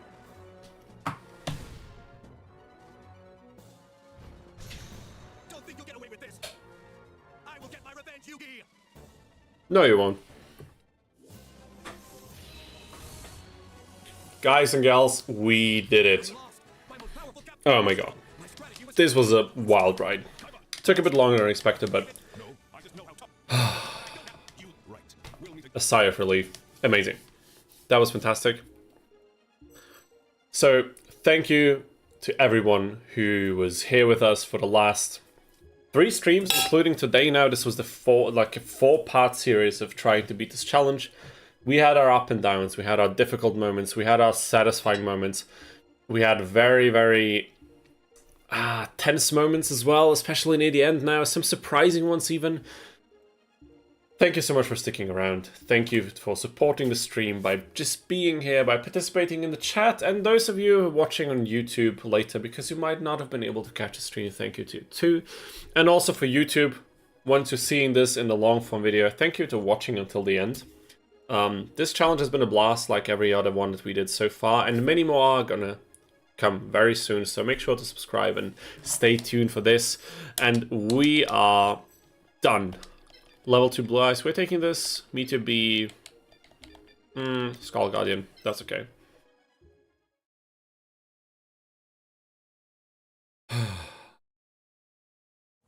Even old people can be Capsule Monster Champions, Marquis, indeed. That is so true. And we have proved that undoubtedly. We've proven that, sorry. Okay, now it's already quite late, guys. So what we'll do now is... oh, damn, there's Song of the Thunder. Cool. I'll quickly get my hands on the randomizer, because I at least want to check out all the settings and brainstorm a bit what kind of run we're going to play. So then we can play it next time. But we did it. We finished the run. Incredible. I'll just leave this open until I figure things out. Okay, I'm very glad we did this. I'm very freaking glad. Challenge successfully completed. Amazing. Okay, now...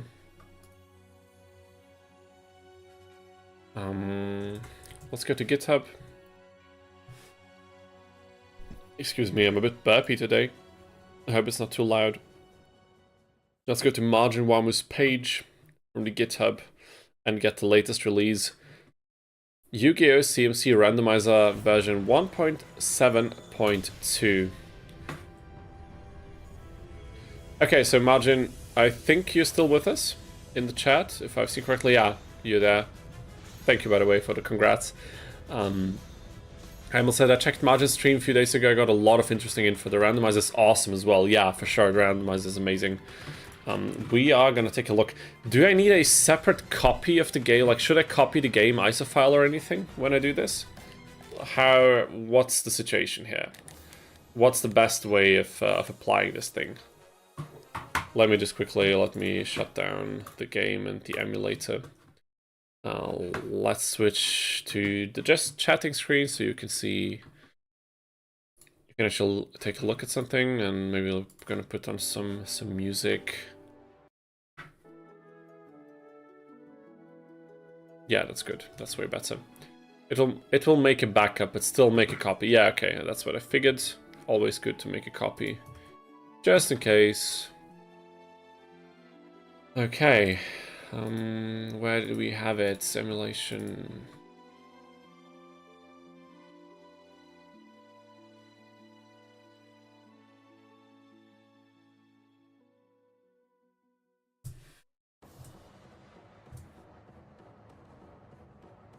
Okay, we're quickly gonna back up the game, just so we have the files while everything's... while we apply all the other nice things to it. Then we're gonna make a separate folder as well for CMC Randomizer. Gonna put it from where we just got it over there. Let me extract everything. There it is. And now...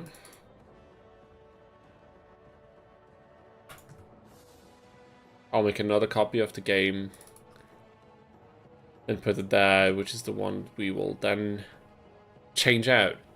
Okay. Now we're starting the randomizing thing. Okay, we need to install something. It's gonna take a minute until this is done. Like just some Windows shenanigans. Ah, those sounds lovely. Lovely sounds indeed. Can you guys and gals, can you believe that we beat the game as Grandpa? Actually, I honestly was really unsure how this would go without any effect strength from the symbol, any advantages. That was a hell of a ride, but we did it well. I'm quite proud, honestly. Okay, another shot at opening the randomizer, and there it is. Okay, how do I show this without showing my entire freaking desktop?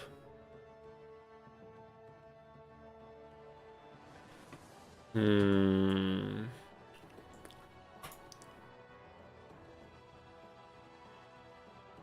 me make a new window here. Let me make a game capture.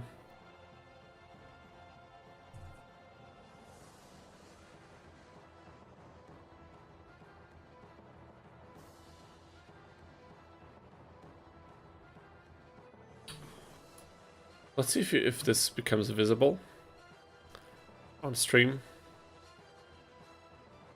It was crazier than I expected. Yeah, it was quite a tall order, but I still can't believe we succeeded.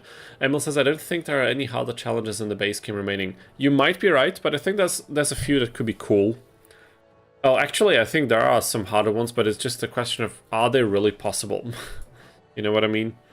Why is there what the hell is this? What? Wait a minute. Just give me a second here.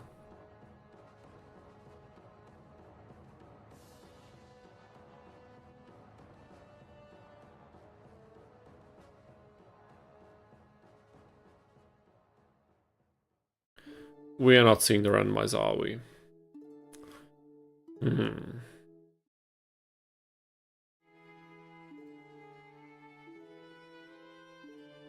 Let me just quickly do something like this, then I'll just stretch it out a little bit. Okay, this is the randomizer. So...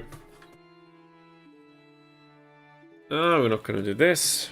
I'm going to do that then whenever we are ready. But let's just quickly think about what kind of run we could do next time. Did you do a run on a Joey? Not really. Like, because Joey has 4 fire monsters, I think it would be pretty easy once we level them up. We'd probably be pretty strong. So, yeah, okay, so we are definitely going for the increase of AP, I think. I think this is also something we can reasonably toggle. Disable opponent interrupt. Yeah, oh my god, this is probably one of the best options we have here. Duplicate monsters, I think this is not going to matter here. So I'm very intrigued about this thing. This could be so crazy, depending on how it goes. Match opponent? Yeah, why not? Match opponent unit count makes it a bit more challenging in some fights. I would not randomize any of these things, but Margin, one question. If I want to randomize these levels here, do I have to toggle this as well, or is it enough if I do this manually here? For example, if we do something like this... Oh, this is for the units, sorry. Like this. Let's say we put this all to 3 to 5. Just select the level. Oh yeah, okay, see. So, but I need to check the general levels checkbox, right? Oh, so it will automatically... Yeah, okay, I see. I see. There you go, thank you. Kaiba, also not, because I think the problem with like characters like Joey and Kaiba, their units or like their team lineups in CMC are too good to be a very interesting challenge. The reason why we did Tristan is because he has 2 monsters that fit his symbol, but they're petite moths, so you need to get quite far in the challenge to actually evolve them and make them really viable, and the other 2 are completely unrelated, so that was quite challenging. And Grandpa was even worse, because Grandpa's team is just like a random assortment of unrelated attributes. So what if we do something like this, guys? I'm thinking of kind of trying out an interesting progression curve with a fresh save, and then we can kind of figure out what kind of run we want to turn this into. What if we have like ranges like these where it just kind of scales up more and more? Maybe we can increase this a little bit now for the odd one out, maybe sometimes a bit more like some tougher opponents, and then maybe we can do something like this, and then maybe for area 5 we can do like all level 9s. So area 1 is 3 to 5, area 2 is 4 to 6, area 3 is 5 to 8, area 4 is 7 to 9, and area 5 is level 9s exclusively. That was like my general idea. I had a lot of time to think about this on the train, so I made a few thoughts. Wait a minute, monsters. Attack patterns, submit fusions. I don't think we want to shuffle the monsters at all, but now there's an interesting thing. So, you know, your settings will save when you close the app now, so you don't need to keep resetting everything. Okay, that's actually very cool. That is very cool. So nice. Like, these are these quality of life things that are just really, really nice to have on the user side, so thank you for that. But wait a minute. It's so great to have the developer of this tool in the chat right now, because imagine how drastic are the changes for the effect strength. Do you have a suggestion on how to increase this to not make it completely escalate, or should we just go in blind and take it how it happens? Because Is 100 the wait a minute. It's pretty drastic. Okay. What's the standard value? Is there a standard value that the opponents have in the base game? Or is it also, or does it depend on how far you got?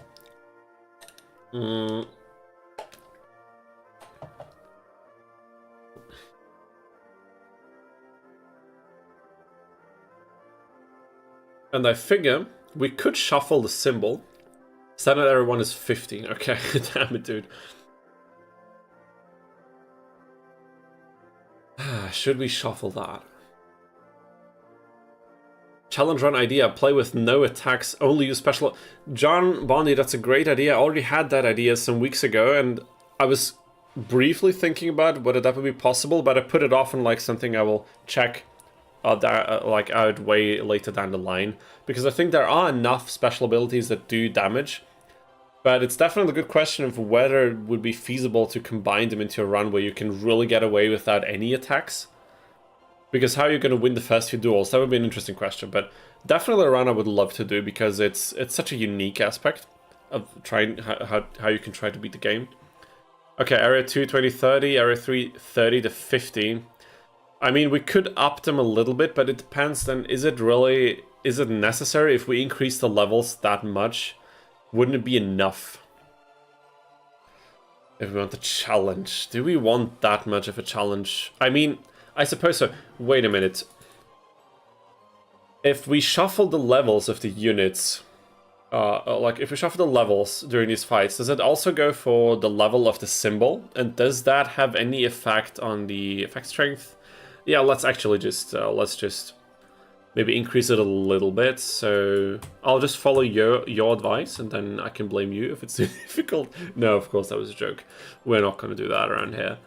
We will take the full blame. I am taking full responsibility.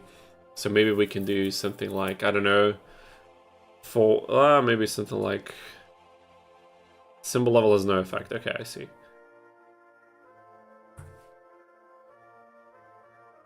Maybe something like this, and then maybe...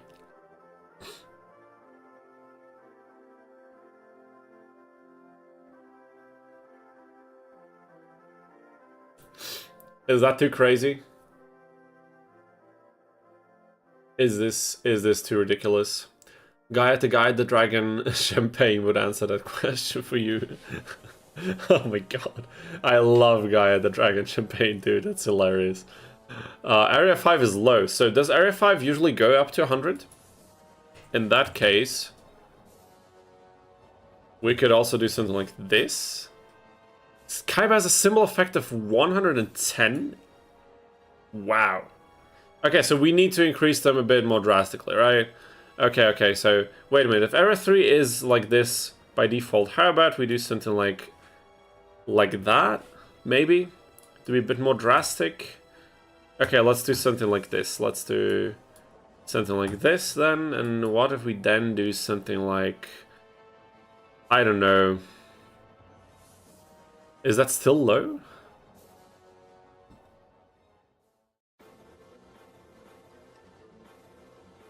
How's this looking? Any suggestions on how to change this around even more?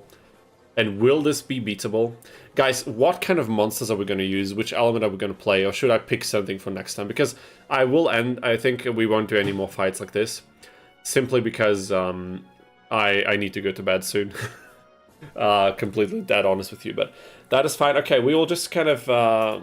maybe we'll just try this assortment of effects. Affordable shop, minimum MP. I don't think we need to much remove MP limit.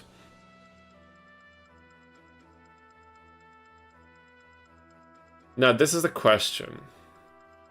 Okay, you did a value with higher runs. But did you also increase the levels? Because if you did and you made it through, then we basically have to increase them as well, because that's... we can't roll like this. Oh yeah, and I forgot to increase this even further, dude. What am I doing even? What if we do something like this? And if we do, I don't know... maybe more to the likes of that. How about this? I don't know. Oh my god. I mean, we like a challenge, don't we? I can like save in between each fight and then we can go back and... Okay, levels are pretty good. Thank you. I mean, I think that could be an interesting thing. Turn tooltips off. What kind of tooltips? Remove MP limit. This will set the max AP. Do we want the max AP? Because if it gets that tough, we might want to go for stronger monsters to kind of test things out. But I don't know if that will make it too easy then in turn. Because that's not something that we want necessarily. Tooltips. I'm not quite sure what would tooltips mean. Is it like the value that it shows on each map tile or something? That's little pops, you can turn them off if they annoy you. The little pops. Oh, which little pops are we talking about? The one where I hover over a map tile? Yeah, maybe, I was thinking maybe max AP, max MP, I don't know. Sorry for that, that was loud.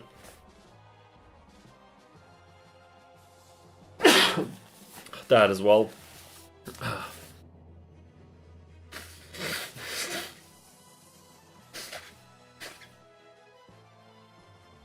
Oh, the little bubbles within the app. Okay, now I got you. Maybe we just turn these two on so we can go ham and really see what this run holds. But at this point, maybe we could just do it like this. So we have these the values always starting from the last max value of the previous area. Okay. Okay, yeah, it's app related. Yeah, that's what I figured then. I think I got it. Okay, affordable shop. This will ensure that the shop will include them as well.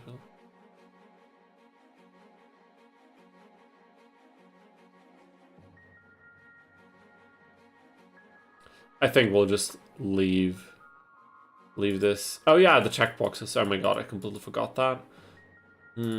Smart symbol, but wait a minute. We could still shuffle the symbols, right?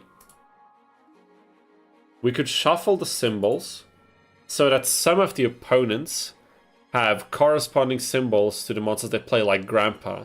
That would make it even more difficult in some cases, wouldn't it? Or what are you guys thinking? Like maybe for Taya, for Grandpa, this would change something. I would like to see what happens then. Oh my god, but this tool, there's so many options to it. I mean, I've already seen some of these trailers and snippets from live streams that you made, but damn it, dude. Margin, there's so many options in here, it's crazy.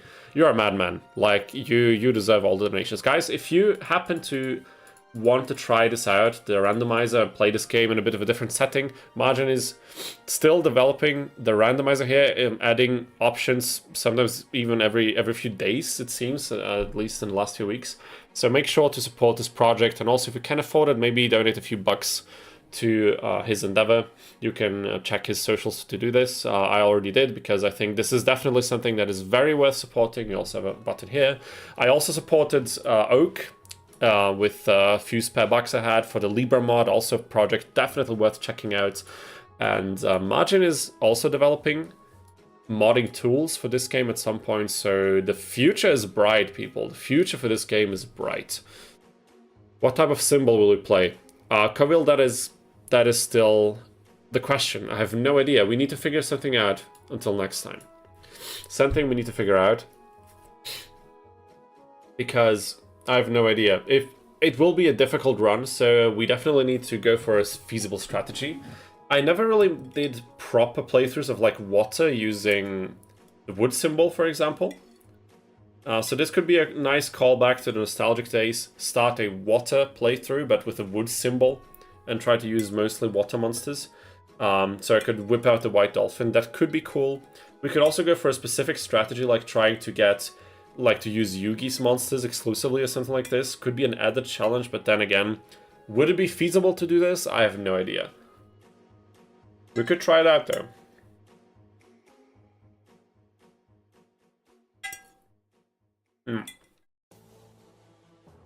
But I think for now we can kind of decide on these settings. I think this would make for a very interesting run next time. One thing we also need to try at some point, all level 9 opponents. Every opponent monster level 9 to the max on a fresh save file, and see if we can actually beat that, because that would also be interesting.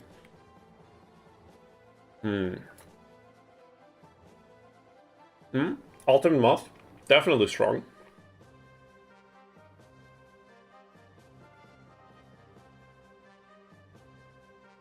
Maybe a wood-water kind of deal. We could go for something like this. Twin-headed Thunder Dragon. That would also be fun. Try to get a thin... I mean, we need Shardy for the Thunder Dragons, right? But we could take it from other save files, fuse it, and then use it also. But maybe not for this particular run. Okay guys, so for me, sadly it's time to wrap this up, but I would ask all of you who are interested in watching this challenge next time, or maybe on YouTube, you know, after the fact, if you have any specific wishes you would like to see, which symbol we take or which strategy we follow to beat this kind of challenge, with all of these changed levels, with the freaking changed effect strength, this is going to be ridiculous. Probably a very tough challenge, at least from how I'm imagining it right now. Maybe you can leave some suggestions in the comments to this live stream or on the Exodia video, wherever you want. You can also message me directly, but I'm quite lazy with checking my mails and stuff, so maybe gonna take a while until I respond. Yeah, I think we're gonna have a lot of fun using this next time. But for me, right now, it's time to go. Huge thanks to everyone who participated today. I appreciate every single one of you, silent viewers, the ones who leave it on in the background while they do something else, the ones who are participating actively in chat, and extra thanks to you because you also help making this lively and interactive for me and all of you who are listening. So huge thanks. I hope I'll see all of you, or at least the majority of you, next week as well, when we continue the Yu-Gi-Oh! Capsule Monster Coliseum action. But people, until then, I hope you have a nice evening. I hope you have a nice rest of the week, a nice and lovely weekend you can spare with your friends and loved ones, and just have some relaxed time. And I will see you next time for some Yu-Gi-Oh! Action. Take care.